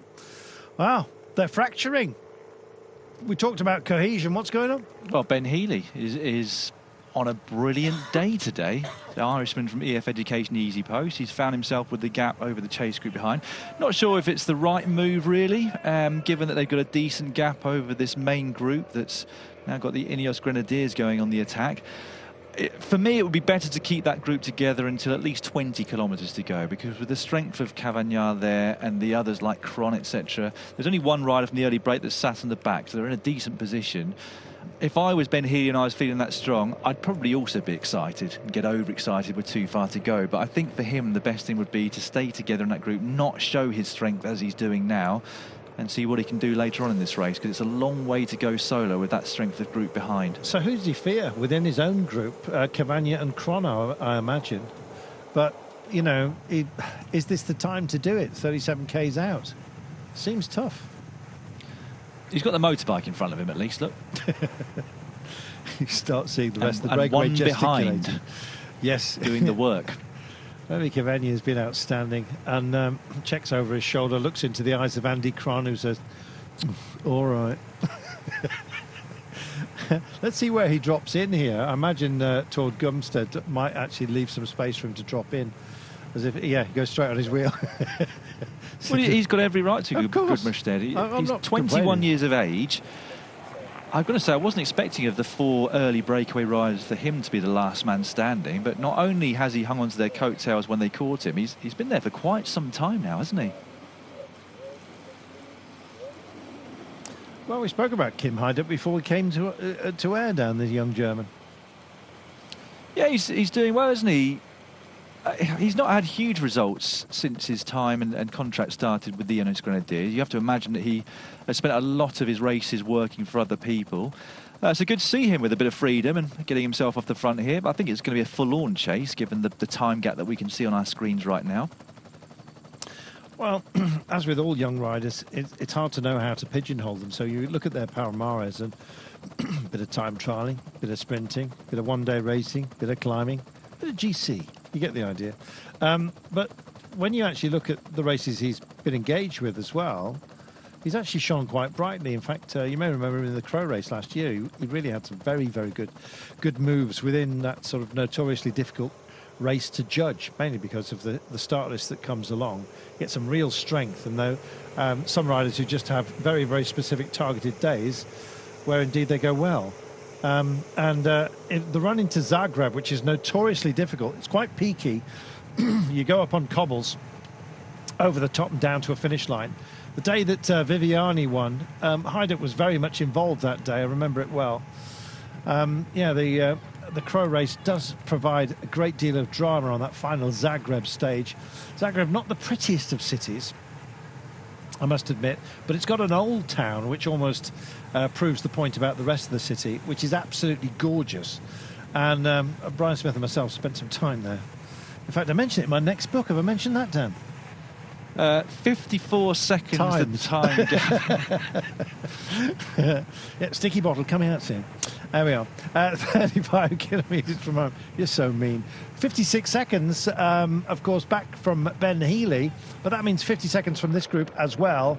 So the gap has grown even more. It's looking better and better, isn't it? Because that overhead shot that we had of this main group showed how much smaller it was. In fact, I think it's swollen just again. I think another group must have got themselves back on.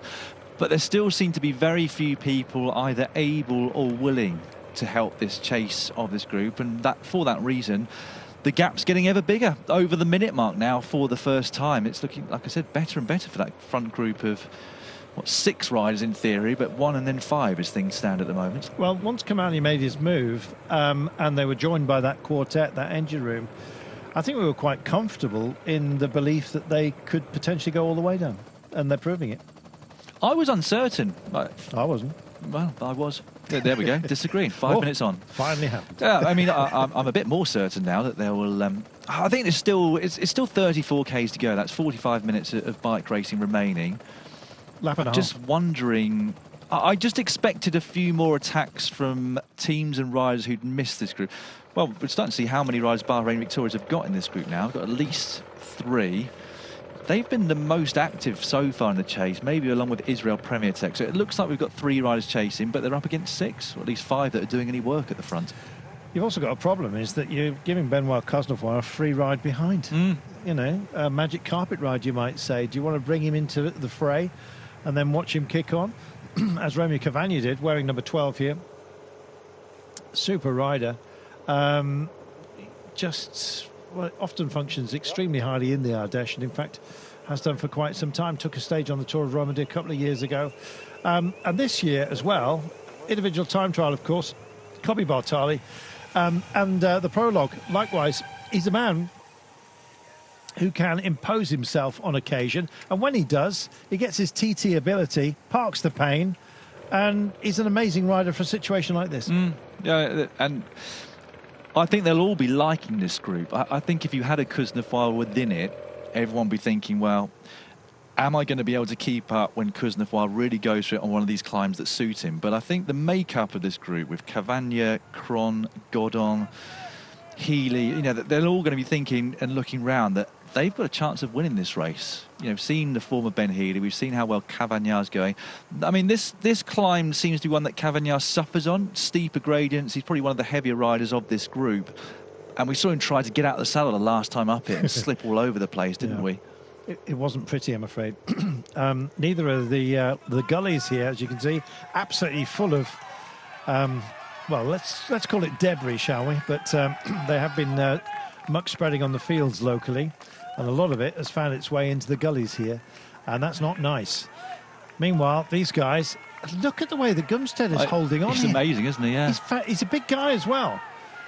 Great sprinter. If they take him to the line, they may have troubles. Let's see. Well, he'd do well to get all the way. We can see him beginning to suffer at this point. I'm sure he was a bit more, but the body language is telling its own story now. But yeah, fantastic ride by him. Brilliant.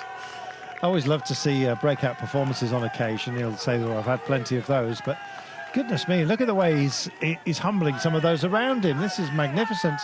Lucas Eriksson of Tudor, nearest to us, last man up this climb. And finally, they take on some sustenance. They've got a moment, and this is Ben Healy. I don't know whether any words will pass between Godon and Healy, but he's kept the momentum going. He's done him a favour in a certain regard. He has. He'll be happy that he's off the front with one other rider to share the workload now. And they'll be assessing this as they go along as well.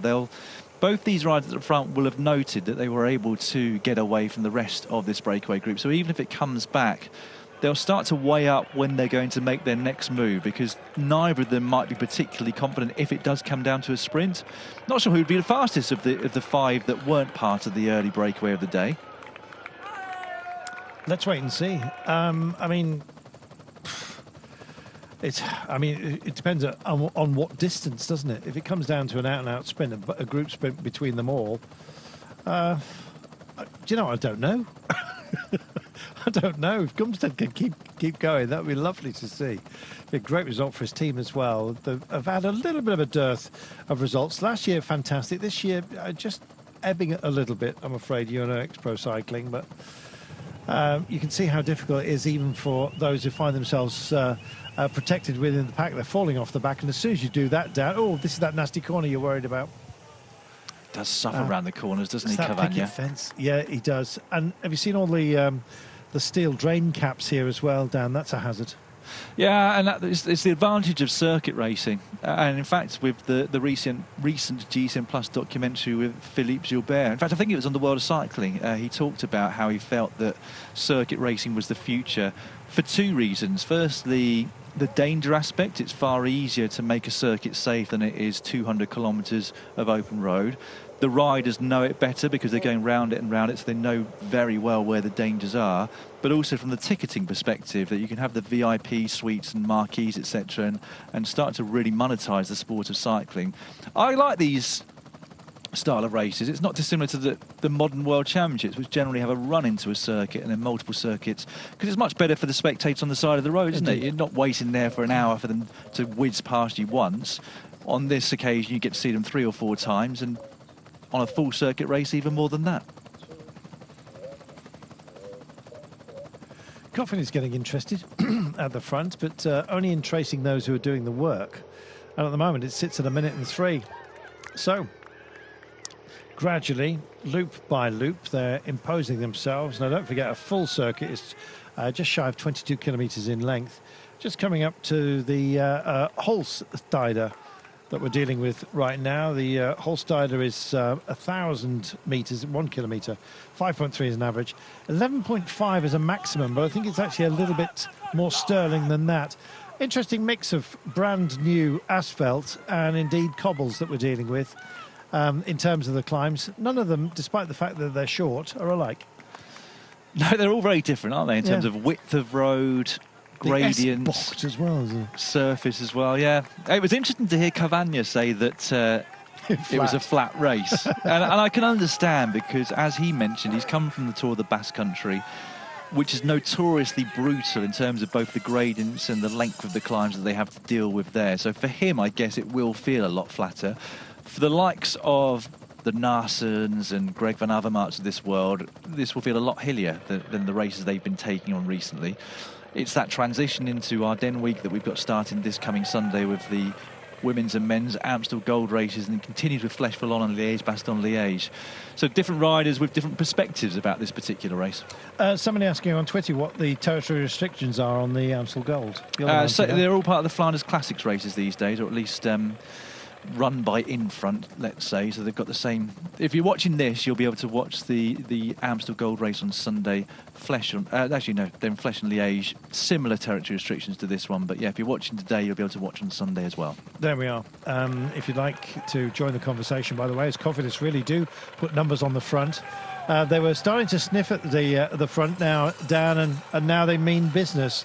And no surprise, they've got some cards to play deeper into this race, if indeed they get a chance. Alex Zingler, it's short-handed. It looks like most of them up front. They've only got 5 starting today, Cofidis. Yeah, I'm not sure what happened to they've got 2 spaces, 72 and 75, not starting for one reason or another. Bahrain Victoria's also only started with 6, and those are 2 of the teams that have been forced to do the chasing behind because they're not a part of this leading group. That's interesting. Ben Healy comes to the back here. I don't think he took on any sustenance. I might have missed it, but it almost looked like objecting to doing too much of the drive here. So they are going to have to share the duty. And finally, they do so. Lucas Eriksson. I love the use of the dexterous use of a flag in a proper manner. It's striking, isn't it? Yeah. Just stick the flag on. Why are you messing around? On all of the jersey. Yeah, that's right. Yeah, famously the Norwegian champions jersey I always thought looked fantastic on Eddie Boss when he was riding. Mainly because it was so easy to identify. Here you go then. Dig in. 29 Ks to go. I believe in these guys and have done for quite some time. And I want to believe in Tord Gumstad, but it looks like he's suffering. Well, there's no doubt whatsoever that he is suffering, but he'll just be there thinking, just a few more climbs to go. If I can just hang on to their coattails, I might have him. Might get a top 6. Well, top 5, podium. I mean, this is the great balance within this breakaway that you spoke of, Dan, is that there is, whatever varying percentage you have, there is belief in all of them. I think there is, yeah. But I think of all of them, Gudmestad would be the one thinking, I just want to try and hang on as long as possible. To a degree, possibly, Lucas Eriksson, the Swedish champion, on the front, because we saw him tailed off just a few moments ago on the steepest cobbled climb of the circuit that they're on. So he'll be trying to think, how do I get an advantage over these riders before I get to that climb so that I'm not tailed off and fighting for the minor places out of these 6. And we're assuming, of course, that they're not going to be caught. It has stabilised the gaps, come down by 3-4 seconds in the last couple of kilometres. But the way things stand, it doesn't look like this group behind is going to have a chance of getting back on. Might be speaking too early. I wonder what's going through the head of Benoit Cosnefroy there, how confident he and his team are that Godon is going to be able to finish it off. I guess looking at that cobbled climb, the Morkestrat that they just went up, he and Healy were the strongest, so that might give them more confidence that he can finish this race off. Interesting to me was Pascal Incorn on the radio there. I don't think he's got a problem. I imagine this is, how do you want us to play it? How are you feeling, Andy? Because they've got other cards to play, and maybe there's a little bit of that going on. Well, yeah, very right. There's that as well, because they've got Arnaud Delis still in this group, from what I've seen. I haven't seen Florian Vermeersch since he made those attacks earlier on. Might be wrong on that. He might be just a little bit further down this group. But like you said, cards to play, 1 up front, at least 1 behind, maybe 2. I'm imagining that Einkorn, given the work that he's been doing, is really only there at the service of others. So yeah, a bit of a quandary for Lotto Destiny, but one that's a nice quandary to have. They've had a good season so far. It's been nice to watch. They have, yeah, really enjoyed it. Cosnefroy looks like he's wondering whether to be a disruptor or whether he's chomping at the bit to go. I know, I get that same sense that the further this race gets on, the bigger the time gap becomes, the more frustrated he's getting. Might just, when the camera's off, just give a little assist. Let's wait and see. Because he's got his teammate here, Dorian Godon, up the road. Took Paris Camembert a couple of times. That's a notoriously difficult race. Well, Sean Kelly calls it the cheese race. He does a great cheese scone, Sean Kelly. Yeah. Bit of gunpowder Wherever he in there. buys them from. Wherever he buys them from. Bit of that. Yeah. Sean Kelly's Tato cakes are something to behold. I can tell you that much as well. 26 kilometres from home. Minute and 6. It's solid. It is. And I believe in it now. Well, I know I said I believed in it earlier, but now I really mean it. 26 Ks to go.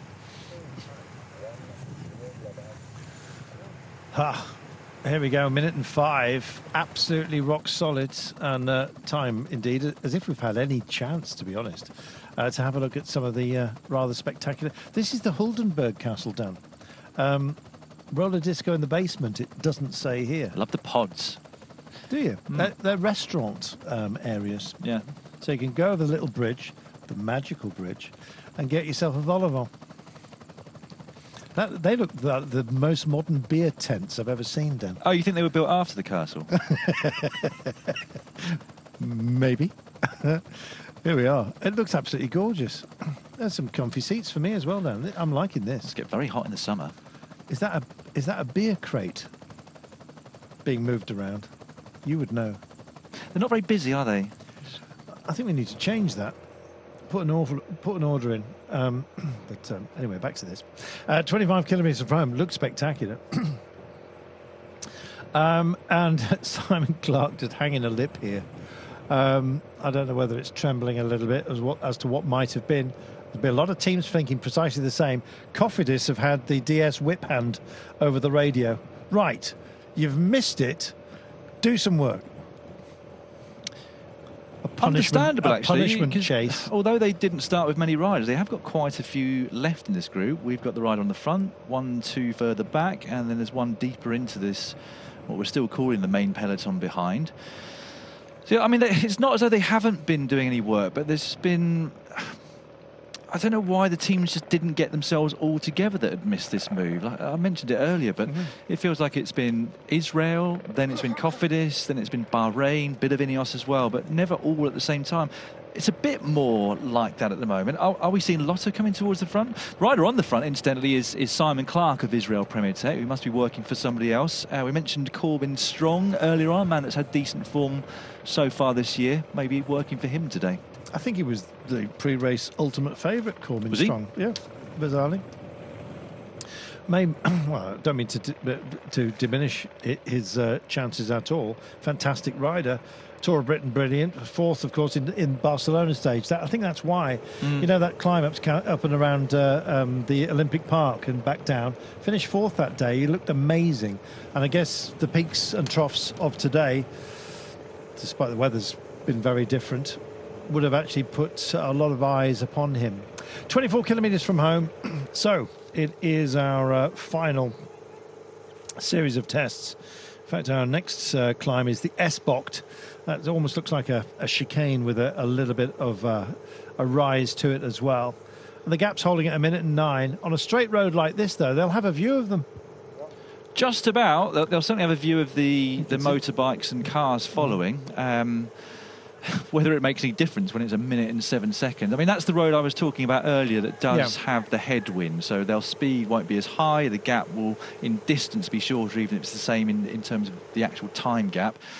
But yeah, it's all looking very good for me for the breakaway, as things stand, although they are all beginning to... They are. I've done a big turn, you've done a little one. So I just did my turn, I've just come off the front. Meanwhile, Gumstead just... issues a bit of spittle as if to say, you guys know nothing. I've been out here all day. I've done my bit.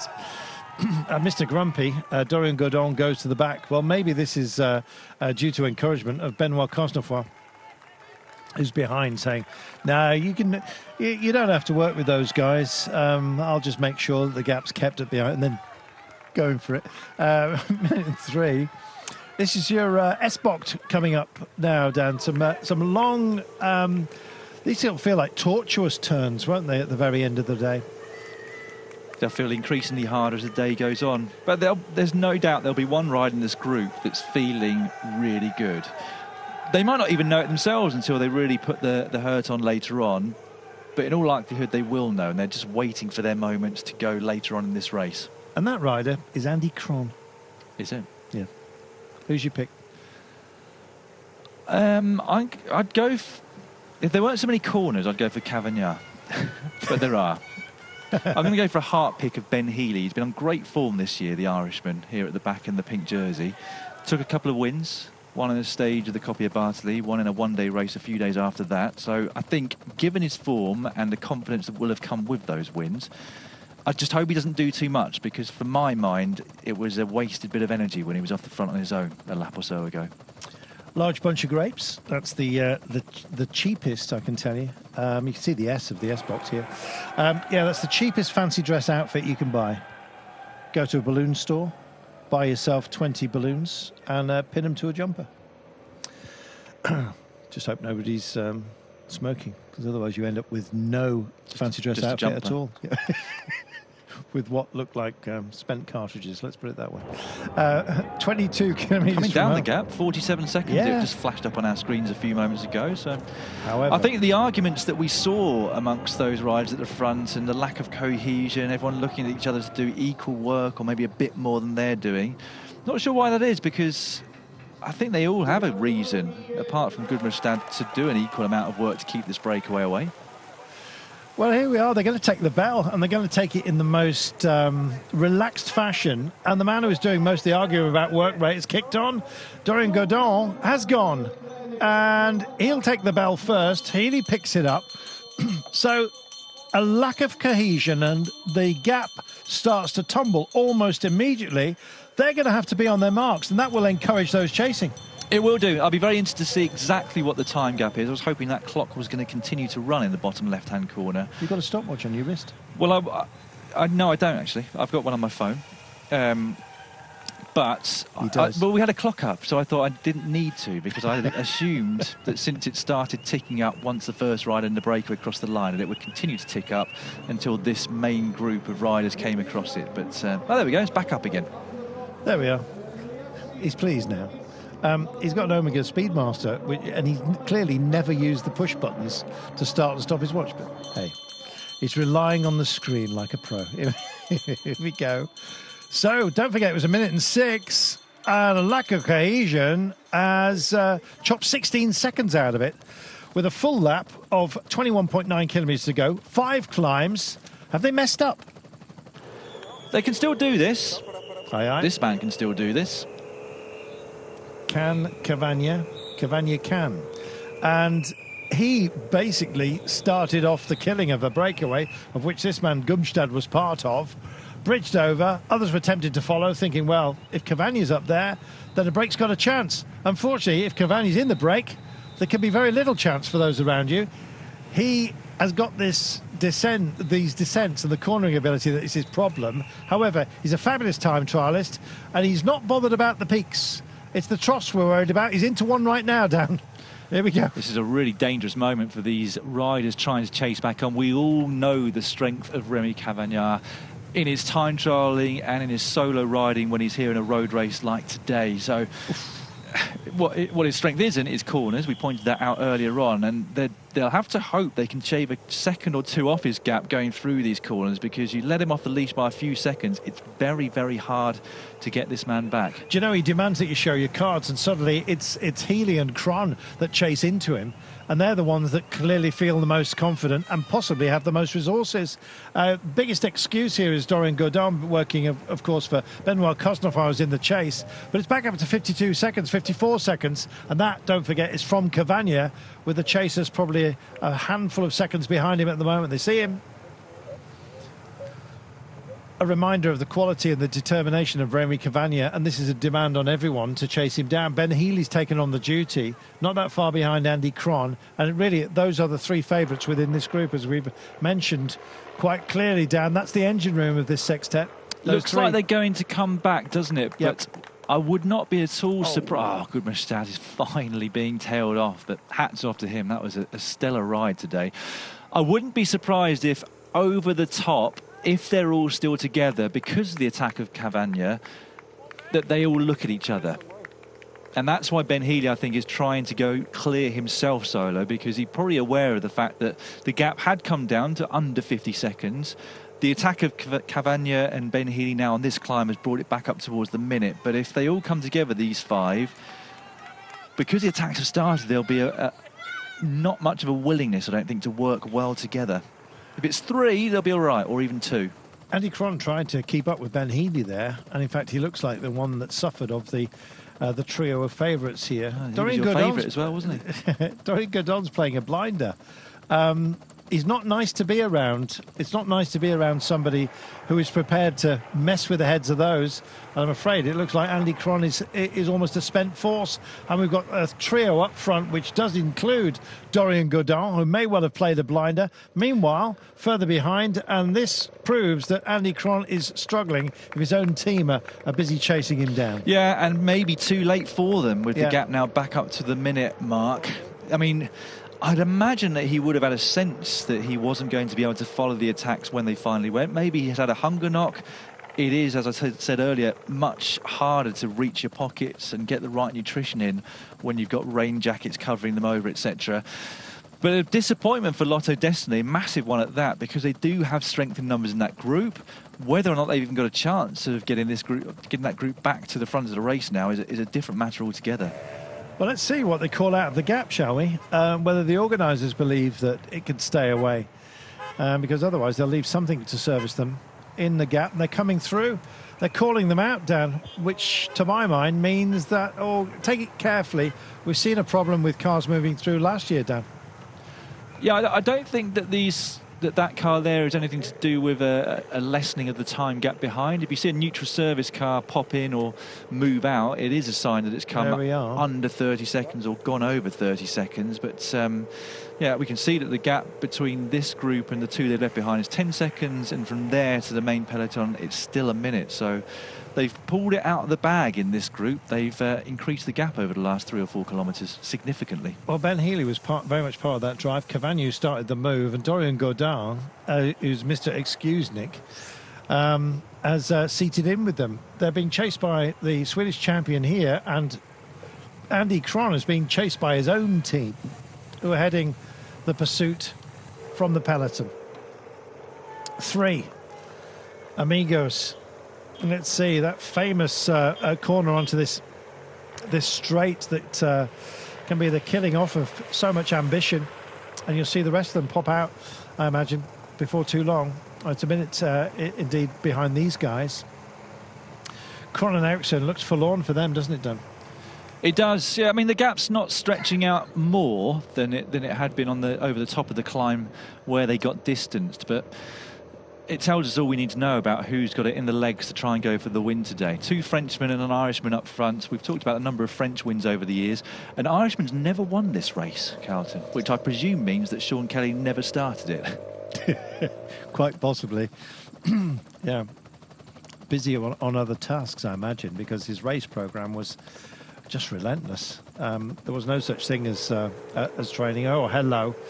Look at Dorian Godin. He hits the front. He offers up a big profile as well. Some big pickup. There's been a brief squall come through here. There's a very wet road in the sunshine, and the pickup is now being described to you on the camera lens as well. This is Andy Cron. Poor guy is still pushing on, despite the fact his entire team are charging into the gap, and here they are right now. You saw Pascal Inkhorn, who's in third wheel here, the Netherlands champion, who dialed back to base. He's got Arnaud Delis. Andy Cron was supposedly one of the favoured sons at the beginning of the day. He's found himself, unfortunately, being chased down by his own team, and that can only be with him radioing back and saying, look, it's not going to be me today. Radioing back a bit too late, really. As I say, I can only imagine that he had felt good, he had felt capable of going for the victory, and then for whatever reason the lights went out on that last climb. But it's put them in a really difficult situation, Lotto Destiny. But on to the next climb. Ben Healy. Oh, Godon is in a bit of trouble. I was literally just looking back through Godon's results and how he's taken his pro wins, and I would say that of these 3, he's got the best sprint to the line. He beat Biniam Girmay, in fact, a couple of years back at the Tour de Doubs. So that gives us a bit of an idea as to how good his sprint is. But Ben Healy's looking great, isn't he? Yeah. he's looking fantastic, devastating, you might say. And Cavagna weaving all over the road, trying to smooth this out. And suddenly he's found his limit, and Dorian Godon comes back up onto the wheel of Ben Healy, and Healy will love this if he can shake off Cavagna, who really has been the upsetter, the disruptor within this group. Suddenly Ben Healy, who's been lent on by a few riders, I might add, mainly by Dorian Godon, they now find themselves as partners. And getting back in here is Andy Cron. Might even be starting thinking about a podium place. Cavagna, I don't know whether he's just having a knock here, Dan, and whether this is recoverable, but it's starting to look like a yawning chasm, and two up front. Yeah, well, we did see these two go clear on the Mosca Strats last lap or the lap before. So it did look like they were the two best climbers of the group that we had up the road. And I think that probably was why Cavagna here was looking to try and get himself clear, hope that they all looked at each other behind, that he was able to get 10-12 seconds of a gap, because if he does get that kind of time gap, he's a very hard man to pull back, because even if he loses time on the climbs, he's able to extend it out over the top and on the flatter sections between the climbs. But yeah, that's a significant gap now. Afraid so. Yeah, working for that kind of slippage when you get to the climb is a viable strategy. But yeah, we've seen radio contact almost constantly between Lotto Destiny and Andy Cron. And as you say, he's made the call a bit late to his team, who are now charging into the gap. I don't know what he thinks he can get back out of this. It's possibly just going to be third place if Remy Cavagna does fail. Cavagna's picked himself back up on this descent. But there, if you look through the...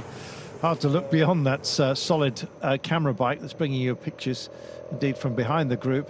And here we are, and there is Tord Gumstad. Great effort by him, I must say. He was, well, applause for him, Dan, I think it's fair to say. He was outstanding today. It's just not worked out for him. It hasn't, no. He's going to hope to stay with this group now, which has just caught him. Arnaud Delis, after the work of his teammates, trying to press on, all a bit too little too late, but they didn't really have an option with Andreas Cron up front, Lotto Destiny. One of the riders from Soudal Quickstep was in that group as well.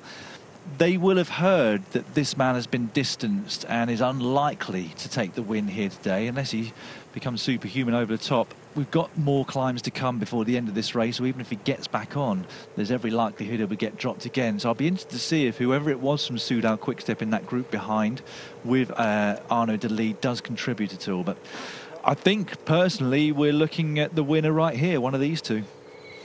Agreed. Despite what magnificence Cavagna has produced today, and he'll TT over to them, but the effort of getting back to them is then going to leave him at a cost when we get to the next climb. And they come thick and fast here. 5, remember, in the final circuit. If you're only just joining us, where have you been? It's been brilliant. You can catch the full race highlights, of course, a little bit later, if you wish to, on GCN+. Sails in. Another corner. Squealing brakes always... I imagine he hears those in his dreams or nightmares. It's one of those things with these disc brakes, isn't it? They do make a horrific sound when you're braking and it's wet. You hear it in the first part of a cyclocross race when they come into the first corner. It's a horrific noise. And it's the same in road races. You'd almost think it was triumphal bugles the way it goes, but it is going to be for one. But it's not going to be for either of these two guys, I wouldn't have thought. They're still close at hand, however. They can see Cavagna just disappearing around the corner. 15, that's G3, isn't it? So 15 seconds in arrears of him-ish. But a little bit less than that right now. Well, bouncing around, as you can see. Yeah, it should be Dorian Godon or Ben Healy. I must say, I'd love it to be Ben Healy. I would do as well, yeah. I'd like to see Ben Healy take the win. He's, like I see, he was in so many early breakaways last year. Reminded me a little bit of Eddie Dunbar when he first came into the pro peloton. He's a huge talent, but just seemed to want to race and get up the road. And for me, just didn't learn enough that way, because he was such a talent. I felt like he should learn the ropes of how to be with the leaders, hang on as long as you possibly can, and see how they ride around you. But whatever Ben Healy's been doing, it certainly paid off, because he took those two pro wins. No, I doubt it. He took those 2 pro wins earlier this year, and is just full of confidence in his ability now. I wouldn't say overconfident, but getting excited a little bit too earlier, with around 35 kilometres to go off the front on his own. But yeah, we'll have to wait and see. I've got this sense that if those two come to the line together, that he's going to find it hard to get the better of Godon in the sprint. So I have no doubt we'll see the Irishman on the attack again. This is the chase. Cofidis suddenly go all in. They, I believe, are Group 4. I haven't got a time on them just yet. I can't believe it's only at 35 seconds. May well be. Let's wait and see. GP Industria going the way of this man, Ben Healy. Also the Coppier Batali. Brilliant. Brilliance at work. He was third overall, but he took himself a stage on the Coppier Batali, I beg your pardon. But yeah, the GP Industria, exceptional. And on that day, there were some fantastic riders in his wake, and it was a wake-up call to absolutely everybody. Not anymore. He's only 22. I mean, he has. He looks like a pirate when he takes his helmet off. Yeah, and as you'll see a little bit later. And a headmaster with his glasses on the end of his nose. That's how you compared him to a pirate and a headmaster so far. There we are. More to come, I'm sure. we shall see. I hope I'm comparing him to a winner. And indeed, which he already is this season, of course. 11 kilometres from home, it's looking very good for him. It is. A big moment, though. Will we see Ben Healy try to get rid of Godon on the Moscow-Strat climb? It's the cobbled one. It's got some very steep gradients on the way up. They've been reasonably equally matched on the climbs thus far, but I'd say of the two, you can see that he's larger in stature as well. I'd say of the two that Ben Healy has been climbing just that 1% better than Godon. So it's a good moment for him to try and strike and get solo. Well, a truck's been up here, described lines, as you can see. Hopefully it's not a slurry vehicle. We have... as the weather has been unkind today on occasion. And now look at it, the glistening road is shining bright as the sun, indeed, and a sunspot as if the good Lord himself is looking in on Ben Healy and Dorian Godon here. Who will he favour?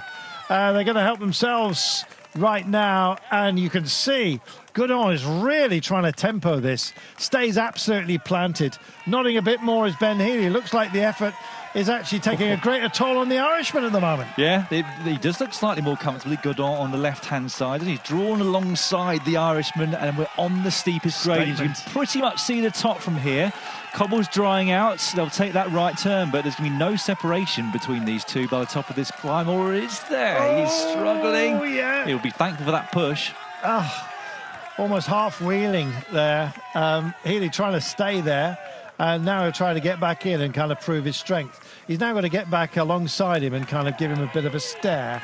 But is that the answer? Has indeed the question already been asked and answered? We've got two more climbs to come. The Ulsterheide and, of course, the S-Bocht as well at the very end. Here's Cavagna, one of the bravest riders out there. There is no combativity award here, but if there was, surely it would go his way. What a fabulous effort he has put in today, but I feel it's just run out. He's just run out of road. And now Andy Cron, his team have said, well, you messed that up. You may as well have a go at it yourself. So he's digging in once again, although he's been chased down by Onadolai. And indeed, Pascal Inkhorn in his wake there at about 55 seconds, leading the chase. But it's all about those who are ahead of us right now and ahead of this man, Lucas Eriksson. The camera's now waiting on this heli shot. In fact, it is they that are disturbing the fronds of the trees here.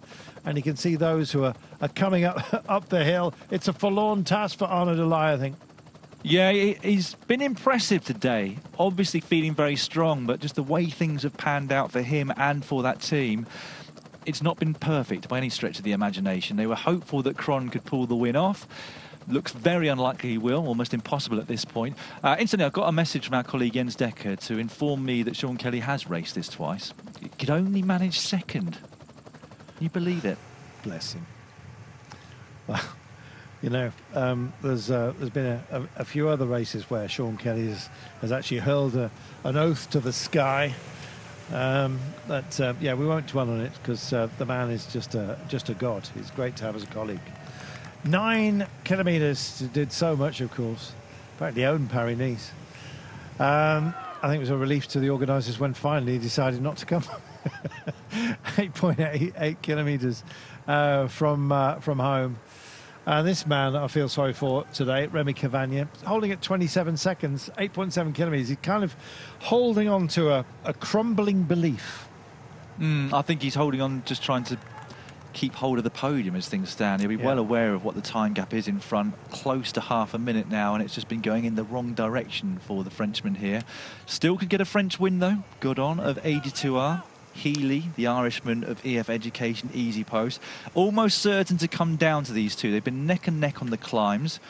And if anything, as we pointed out on the previous climb before this one, Godon looked slightly the stronger of the two, but it can switch up this late into a 205-kilometre race. You can go through bad patches, you can go through good patches. But for me, this one looks like it's going to come down to a sprint à deux. First look back from Dorian Godon. I'm not sure whether that is suggesting nerves. Trying to get a sight of Remy Cavagna, doesn't trust the clock. Just coming back by the tractor display team here. Looks like they've got themselves a good old sausage tent. Underway in this part of the world, by the way. Don't try it. Or do once. 8 kilometres from home. Some even try twice. These guys, well, Andy Cron has tried umpteen times, but it looks like it's going away from him. Now then, Ben Healy did not like at all the Mokkerstraat. How is he going to cope with this one, the Hosterheide? Better, I think, because he strikes me as more of a climber type that likes to get out of the saddle to really put the punch through the pedals. Even though those cobbles were drying out on the Mokkerstraat, still difficult to do that because your wheel slips underneath you. So I think these following climbs will suit him a little bit better than that one. So, you think Dorian Godon's in the bird seat here? Personally, yeah, just eyeing his previous wins and results, I think that of the two, he'll have the faster punch to the line. But again, when you've got a sprint at the end of a race that's been this long and this hard with these weather conditions, you can kind of rip the paper up, and it's just who's got the most left in the tank, really, at the finish. Wind's picking up. We'll see how they go through the S's, actually, because that is our final test before we get to the finish line. The S-Bocht Overijzer. 2 enormous sweeping corners. It's like a double hairpin extended, isn't it? It is, yeah. You'd have to brake for them. It's uphill as well. But that is the other point. Although it's not as steep as the other climbs in this circuit, it is still a climb. And although it flattens out over the top, it makes it a very different sprint to a normal two-up sprint that we get on a flat road, where they slow down, they wait for somebody to start sprinting towards the line and then react as best they can.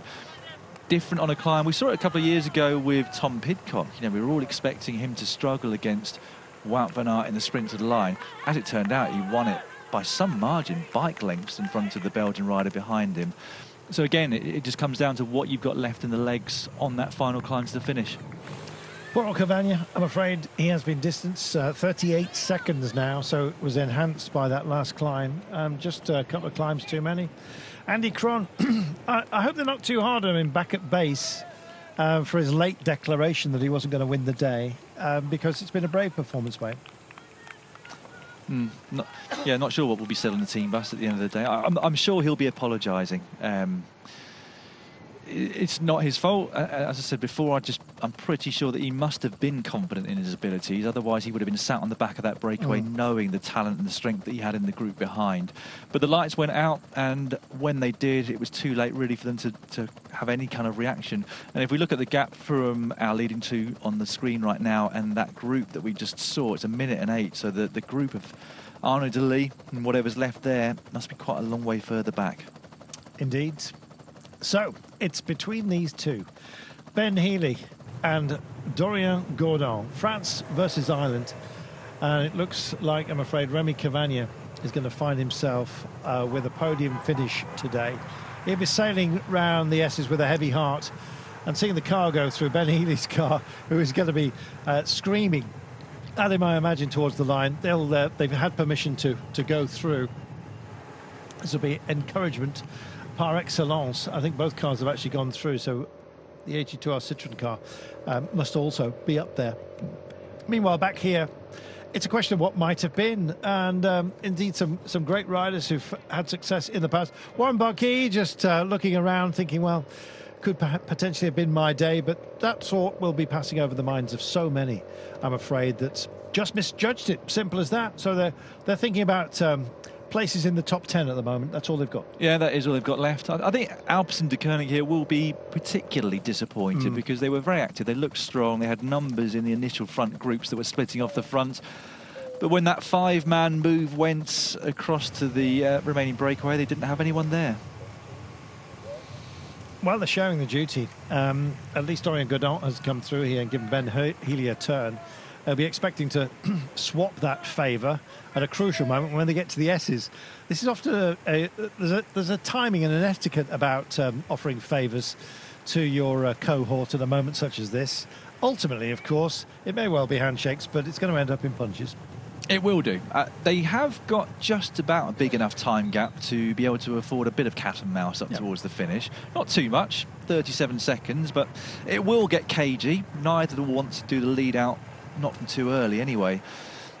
And it might come down to experience. As you mentioned, he's still young, Ben Healy. He is now a proven winner, but so is Dorian Godon. It's about who can hold out longest before making their move, because it's a big race for both of them to win. It would be the biggest race in either of their careers thus far, I would say. They'll both dearly want to cross the line first. And when you're in that situation where you're feeling quite excited, you're knowing what you're potentially about to win, it can be all too tempting to start that little bit too early and then pay for it, because you've given the other rider the slipstream that bit longer and they come round you before the line. So it's going to be a very cagey and nervous affair in the final few hundred metres. Storm clouds are rising, 4.2 kilometres from home. Thank you so much for your thoughts today. It's been a great day of racing. If you'd like to spare some more thoughts, it's at Carlton Kirby, CarltonKirby, or indeed at Daniel Lloyd 1, I believe. DINIEL. DAN. DANIEL. Double L-O-Y-D. That's 3 L's in the middle. There's an awful lot more L's in his name. And a 1 on the end. Yeah. With a number 1. Otherwise, you get through somebody else. Mine's far easier. 3.7 kilometres from home. And I'm afraid they were busy looking back, and Lucas Ericsson knows that there's a train coming through. Be interested to see what Andy Cron says to his teammates. Yeah. I'll help you, Chase. Yeah, come on, get on the wheel. Oh dear. Oh, he'll be. We make fun, but he'll be as disappointed as anybody that he didn't have the legs to finish it off today, and he had every reason to believe that he could, given his results in other races with multiple back-to-back climbs like we've got today, and indeed his recent form. So yeah, he'll be as disappointed as any of his team are. Thank you, Daniel. 3.3 kilometres from home. And Daniel 1. Maybe I was just thinking in a French accent. I'm not sure. Remy Cavagna. Oh, dear. So much of this day and the drama within it is down to him, Dan. And he's ended up in a support role. This race is not feeling as flat for him now, is it? No. Don't know what I'm talking about. We had an interview with him from before the race started, where he says it's a flat race, this one. He'd come from the Tour of the Basque Country, which is extremely gruesome when it comes to the steep climbs. But yeah, he got distance on one of the climbs here. So although the altitude gain is not as much as probably any of the stages of the Basque Country, there's so many climbs, albeit short, you definitely feel it in the legs. One left. It is the S-Bocht. So gather yourselves, because it's going to turn into a bit of a shilly-shally sprint, this one, with Dorian Godon versus Ben Healy. Godon, looking at them just physically, would be the automatic choice, but Ben Healy's got a bit of a way with him. And he'll be thankful that there is a gradient towards the finish, yes, because I think if it was a flat sprint, like you said, just looking at their weight and their stature, in terms of absolute power towards the line, you'd imagine that Godon has got more than Healy, but with that gradient, weight will come into it, and it will be a disadvantage to Godon, more of an advantage to the lighter rider that is Ben Healy. So I wouldn't like to call this, but we'll take one rider each. Who are you going for? You said Healy already. You've already chosen Healy. What's her view? No, he was your heart pick, so I'm going to let you have him. Okay, good. Even though I think he'll win. So yeah, I'm respecting your earlier decision. So you got Godon, even though he's not head or heart. Yes, exactly. By default, it's Dorian Godon, but you know, sometimes defaults win. Control Alt. Well, Healy's already sitting on, look. Yeah. Would you like That's to a long way to go to sit on, I would say. That's really going to frustrate Godon. Already has. Yes. And although the gap is significant back to Remy Cavagna, he hasn't given up. Obviously, he wants to keep his third place and keep the main peloton at bay behind. But in doing that, if they really start to faff about, which they're already doing, and let's not forget this is not 1.8 flat kilometres to the finish line, it starts to rise up. They're going to have to be careful. Of the two, I would say that Healy is the better time trialist. So he's noted for it. He's had some very good time trial results coming up through the ranks. And so it's in his interest to go early, but how tired is he? And if he goes early before the climb actually begins, and that's a hard one to muster because they're practically on it, it's only with... It will be with about 200 metres to go. So the climb, essentially, the S-Bock leads to the finish, Dan. And here he starts to snake already. Yeah. I'm impressed with his confidence here for such a young rider. It's all too easy to be pressurised by a more experienced World Tour rider into continuing to do work at the front. He made a decision, no, I'm going to just sit here. We can play cat and mouse. I'm confident in beating Cavagna up towards the line as well if he joins us back on. And Godon has continued to press on.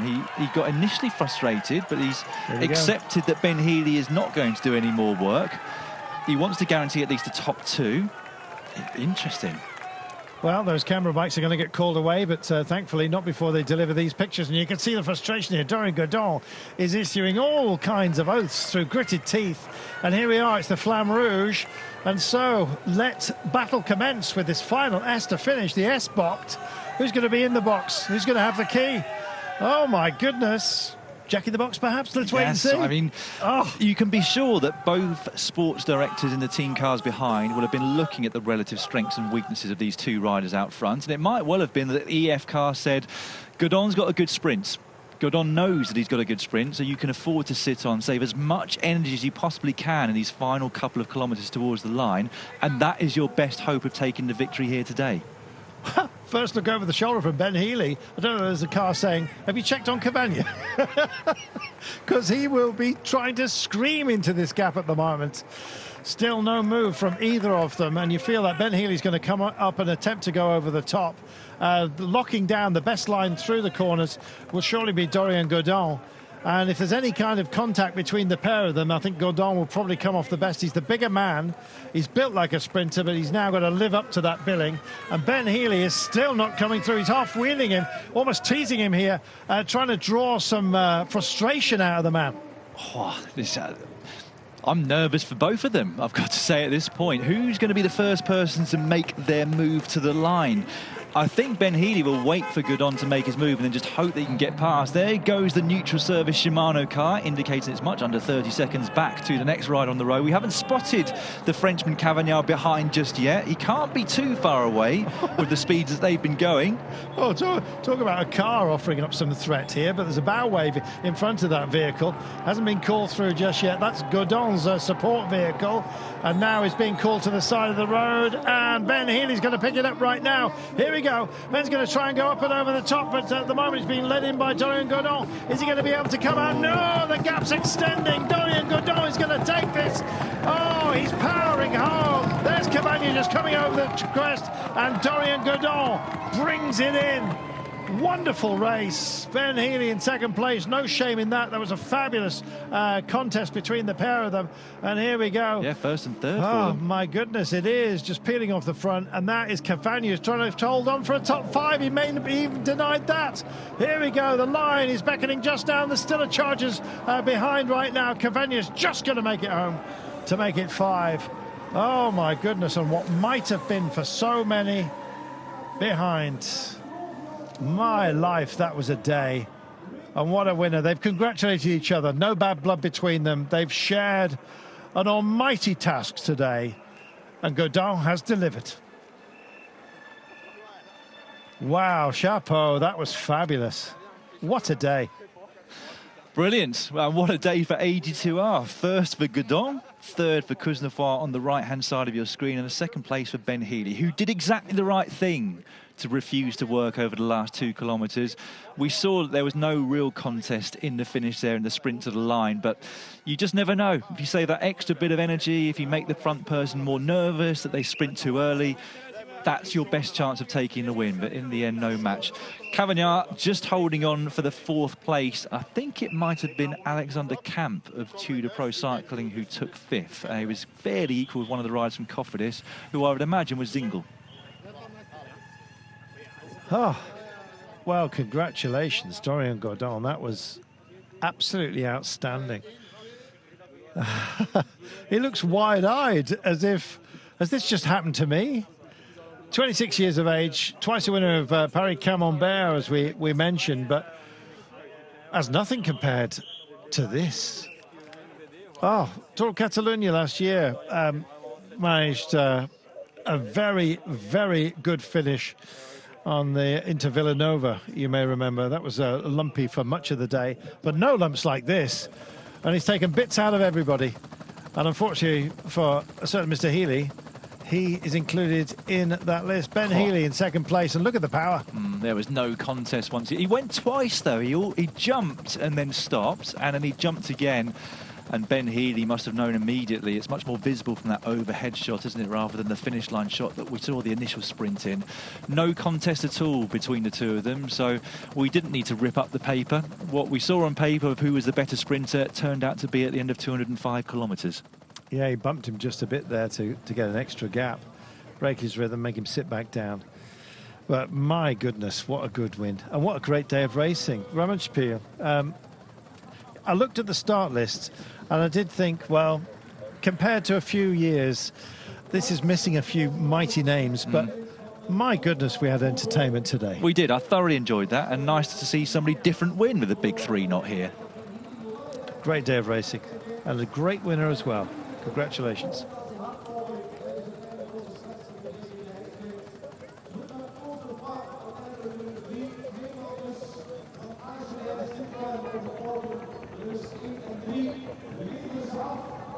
Well, I have to say, that was quite a story. Dan, tell us the story of this day. Well, it didn't take long for our early breakaway to get themselves up the road this morning after the flag dropped from Scott Sunderland there for kilometre zero. These are the four riders that made it. Johan Meens of Bingo. As we came onto the circuit, a couple of nasty crashes from the chasing groups that had been splintered off the back. But we had Sander de Pestel also up the road. Rory Townsend and Tord Gudmestad was also there. Lotto Destiny always seemed to have strength in numbers towards the front, as did Albersen de Koning. Two riders in this group that had splintered there. Ben Healy amongst the ranks as well in the pink there of EF Education Easy Post. But ultimately it would be this man who really sparked the winning move. Remy Cavagna describing this race as flat in his pre-race interview. Going on one of his infamous solo raids. So he picked off the early breakaway of 4 one by one, eventually going past the likes of Townsend as well, and he would end up with just one of the early breakaway, Gudmestad, the Norwegian 21-year-old riding for Uno X. He did an absolutely brilliant job, the Norwegian, to stay with this man as long as he did. But in the end, we'd have another group coming up towards them. Ben Healy was amongst them. We also had the Swedish champion up there as well, riding for the Tudor Pro Cycling Team. That was Lucas Eriksson. AG2R represented not with Benoit Cosnefroy, but rather with David Godon. He's second from the back here in the AG2R brown shorts there. And the last rider in this group, in the centre here at the moment, is Andreas Kron of Lotto Destiny. So they had a man up the road, but as we see at the end, it wasn't the right man to be there.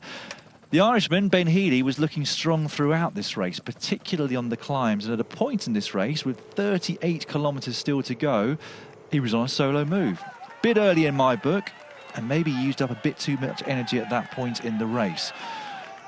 This is the toughest climb on the course. Not as tough as it used to be, because they've relaid the cobbles to be smoother than they were before, but they certainly sat the legs nonetheless. One lap, should I say, still to go, and the gap to the main group behind had come under the minute mark, 47 seconds.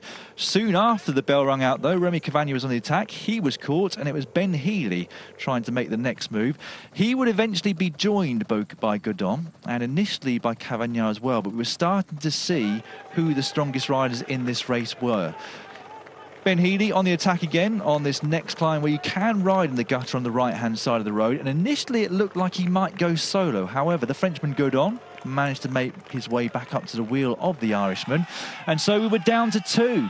And we thought that Ben Healy might try a move the final time up the Mosca Strat. But of the two, it looked like Godon was feeling the stronger on that final time up that climb. And so we had two coming in towards the finish.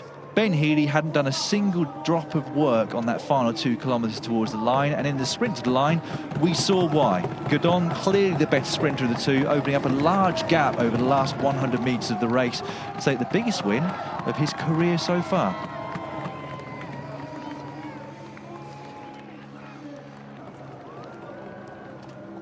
Outstanding day of racing. Pleasure to have your company, and quite frankly, I'm exhausted. Wonderful. Well, the branbatjse kind of introducing us, of course, to the Amstel Gold Race, which is coming up this weekend. We remind ourselves. Bravo indeed. Kind of a bouche-à-mousse, really, of what's to come. Well, it was a bit of a feast today. Dorian Godon taking it ahead of Ben Healy. Cosnefroid. Cavagna getting himself up into 4th place. Alex Zingler, indeed, with a good finish in 5th. Camp, Delay, Baggioli, Tom Squinch, of course, and Kim Hajduk, who we have not seen all day because we've been focusing on the battle up front.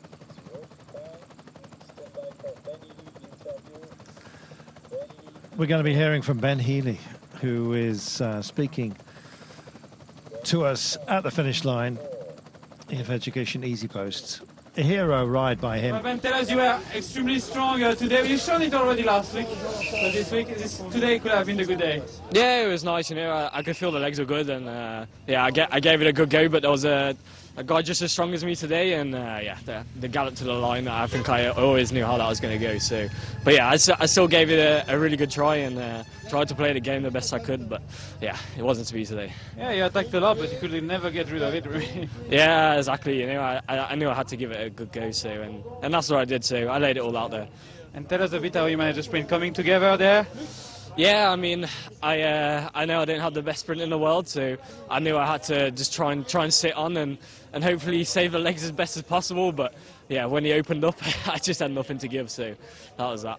As I said last week, you were already stronger even today. You feel like you are getting even better, stepping up this year? Yeah, for sure. I think I've made a good step up over the winter, and yeah, just keep the ball rolling, and yeah, I'm feeling a lot more confident in myself as well, which is super nice. And with that form, what that means for your next goals?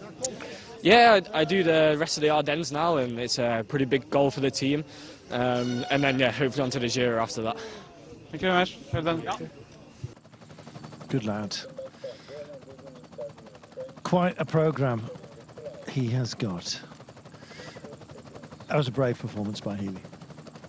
It was, yeah, and he'll take yet more confidence, I think, from that, because although he's had those wins earlier on this year in Italy, I think a race as big as branbatjse, I know that the really big names weren't here, but this is still a very prestigious race, so to come second here, ahead of Amstel Gold, Flèche and Liège still to come, I think that will give him a lot of confidence, and it will give the likes of Nelson Powless a lot of confidence as well, that they've got a teammate as strong as Ben Healy to do work for him, or to even go in the counter moves that might go up the road with 60, 50 Ks to go. Well, let's speak to Dorian Godon, shall we? Huge gap between himself at the end. Dorian Godon, ma félicitations. Congratulations, Dorian. Ça signifie quoi pour vous, la victoire ici dans la Flèche Brabant? Well, tell us what this means to you. Well, you just have to, it's a great win. You just have a look at my palmarès and indeed of the race to see who's won here before. With this weather and this condition, it was very difficult. Big day for everybody. I was trying to be in the right move at the beginning, and just got to feel better and better within the breakaway. Despite the fact it was pretty tough at the start to establish that break, he means. I realised, of course, that I'm a decent sprinter, so I always felt that I would win.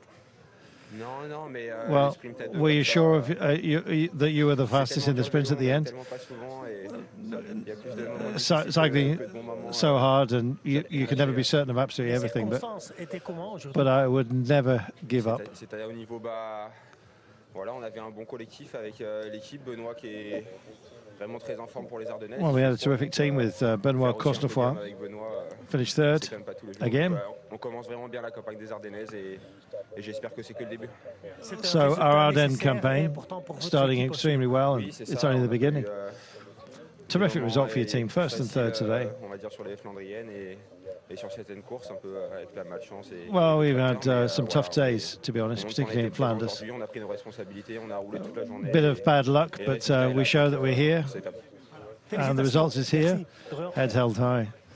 So it's absolutely top, and our congratulations added to that. It was a fine performance. Dorian Godon rode it brilliantly.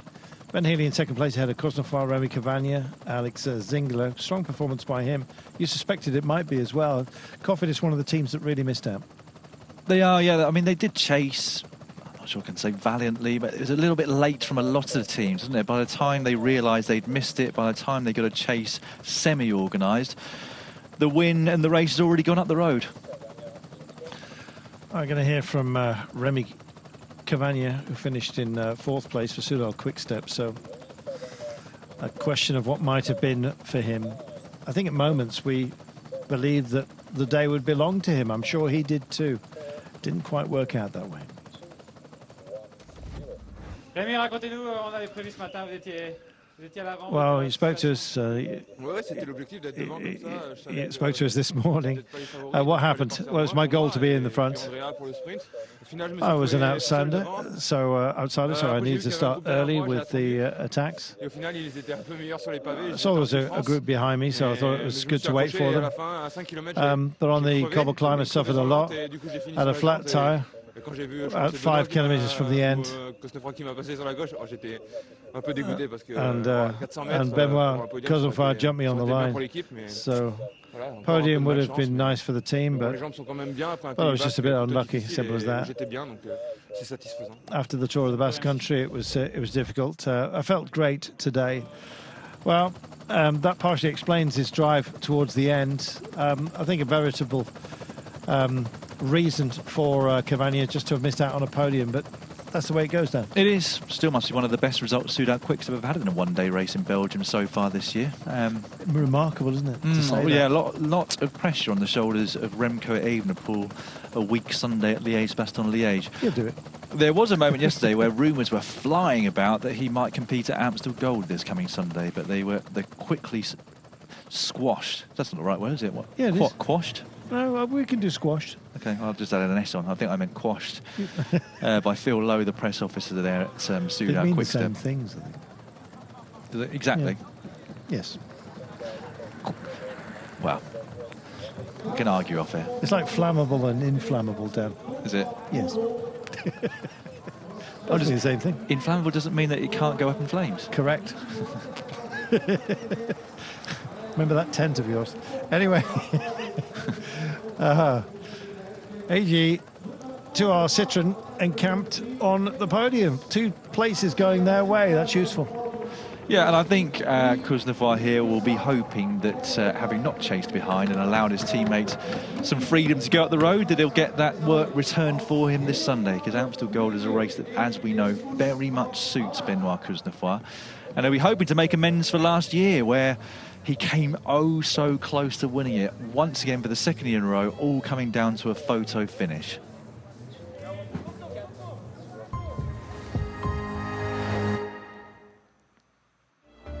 Do not forget, it's the Ardennes, it's the Amstel Gold, and indeed the women's and the men's races this Sunday.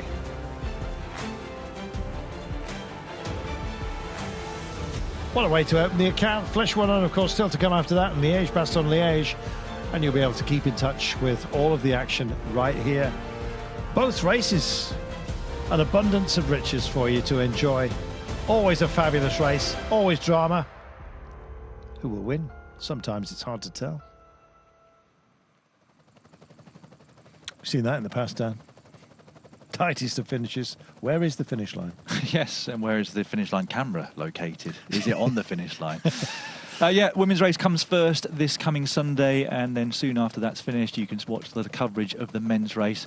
Unlike Flanders and Paris-Roubaix, there is not coverage from kilometre 0 of the men's race, but we will get the last 3 hours or so. So plenty of action to watch. And as mentioned, you'll be able to watch plenty of action in the women's race first. Lots of big names there: Vollering, Voss, Uttrup Ludwig, Nieuwiadoma, etc., etc. And then in the men's, the return of Tadej Pogačar 2 weeks after his victory at the Tour of Flanders. No Alaphilippe there, but plenty of other big names that will look to prevent Pogačar taking the 11th win of his season so far. He's looking incredibly powerful. Well, it'd be hard to bet against him taking his 11th win, wouldn't it, with the form he's displayed so far? Extraordinarily short odds. And a long career still ahead of him. You have to remind yourself of his age. Quelle belle journée pour votre équipe aujourd'hui. Beautiful day for you today and your team. C'est une journée exceptionnelle. On n'en vit pas souvent collectivement des journées comme ça, donc on en profite et ça fait du bien après une. We don't. Ça fait un petit moment qu'on n'a pas gagné depuis les Goliaths. We don't have too many days such as this, but a long time. The gaps between victories. So it's great to get double success of a win and a podium place. We don't win that much. On n'a pas gagné depuis un petit moment, comme dit, depuis les Goliaths, et c'est important de gagner et d'entamer cette deuxième partie. Been a long time since our last win. Of course, it's always important to start the second part of the classics with this great win. So, you ready? Oui, en tout cas, je me for the Ardennes Classics. Très bien aujourd'hui, mais en tout cas, well, to be honest, I didn't feel that well today, says Benoit. We'll try our best, obviously, as a team. We controlled a little bit since the beginning. And team has clearly displayed itself well today, and Dorian clinched that victory fantastically well. So tell us about what happened at the end. You jumped Cavagna at the end. Je me sentais pas au sprint face à d'autres dans le groupe, notamment Arnaud Delis ou d'autres. Donc j'ai voulu optimiser mes chances. Well, I didn't feel that I could sprint with some of the others in the group, so I decided to go early and attack with a couple of 100 meters from the line. J'ai attaqué à 600 mètres de la ligne et j'ai rattrapé Rémi. So that's a useful experience, of course, for the next for the classics to come. And now I know that I was third. So it was turned out to be a great battle between French guys. Now Amstel, well, it's important to recover. I was very cold today, he says. There was a few actually out there shaking their hands. I had a problem with the gears as well, because my hands were just too cold. There you are. Bonne chance. Merci. And so it's important now to recover for Amstel. See riders quite often hay baling, swinging the arms just to get some blood and feeling back into the fingertips. If you do have blood starvation to your fingers, it's extremely painful, Dan. Especially if you're getting a warm shower afterwards and you get too warm too quickly. That is painful. I'm surprised he had problems with his gears, though. You can understand it back in the day that we had mechanical gearing, but in the modern day of electronic shifting, you don't have to put much force through the gears to be able to change up and down the sprockets and the chain rings. Well, every little helps. Second place. There's no shame in that for Ben Healy. It was a great day. No, he can be very content with the way that he rode today. I'm sure that if he'd been offered second at the start line, that he would have signed on the dotted line for that. So, but more to come. 22 years of age, the improvement he's shown between 2022 and 2023 is already big. So if he can continue on in that trajectory, he'll be fighting it out for the bigger races before we know it. But let's dwell on our winner here, Dorian Godon. A fabulous win for him. Unexpectedly, I think, even within his own team, that it should be him. But sometimes fortune favours the brave, and he was very brave today, the way he handled himself. He was, yeah, he followed all the right moves. You never know which the right moves are going to be, but when you do find that one that you go with is the winning one, you've got to make the most of it. And that's exactly what he's done today. And, you know, we kept talking about the confidence of a team and confidence of riders. I've been saying that with Ben Healy, but AG2R, going into AG2R, going into Amstel Gold Race, AGR, knowing what Kuznavois did there last year, knowing how they've both, and as a team, performed here today, that will make a big difference, I think, for them on Sunday. It almost feels like France's favourite team. I've never, ever come across anyone who's got a bad word to say about AG2R. In their various incarnations over the years. They've garnered a great deal of affection. They've been around a long time. They have, yes, and then they've never won this race before. I was looking earlier, actually. So nice to tick this one off their list. It's not a team that wins prolifically. I'm sure they were hoping to once they took on the Belgian contingent of classics riders and kind of tried to change their strength into more of the cobbled classics with Van Avermaet, Naesen, Bob Jungels, of course, who'd become a bit of a classic specialist with Quick Step beforehand. Didn't really work out. They signed them towards the latter end of their careers, and they've been solid, but I don't think Van Avermaet's had a win since he joined the team. But you also never know what change in atmosphere a big champion like that can bring to a team. So even though he hasn't won himself, he might well have buoyed the rest of the team, given them that experience, given them the confidence to be up there in races across the border in Belgium. So, yeah, good to see them take the win today. Bit of stardust. Yeah, they've been around so long that brown's back in fashion. Well, yeah, they've been waiting for it to come back into fashion for, what, 10 years now? Maybe more? I mean, they were fashionable at Strade Bianche, weren't they, with the denim shorts? Oh, say. Only made the appearance for one day. Terrific day's racing. Hope you've enjoyed it. From myself, Carlton Kirby, and from Dan Lloyd, thank you so much for joining us for the ride. And hopefully you'll be back with myself and Brian Smith for the Amstel Gold Race this coming weekend, once Brian, of course, flies back from Sicily.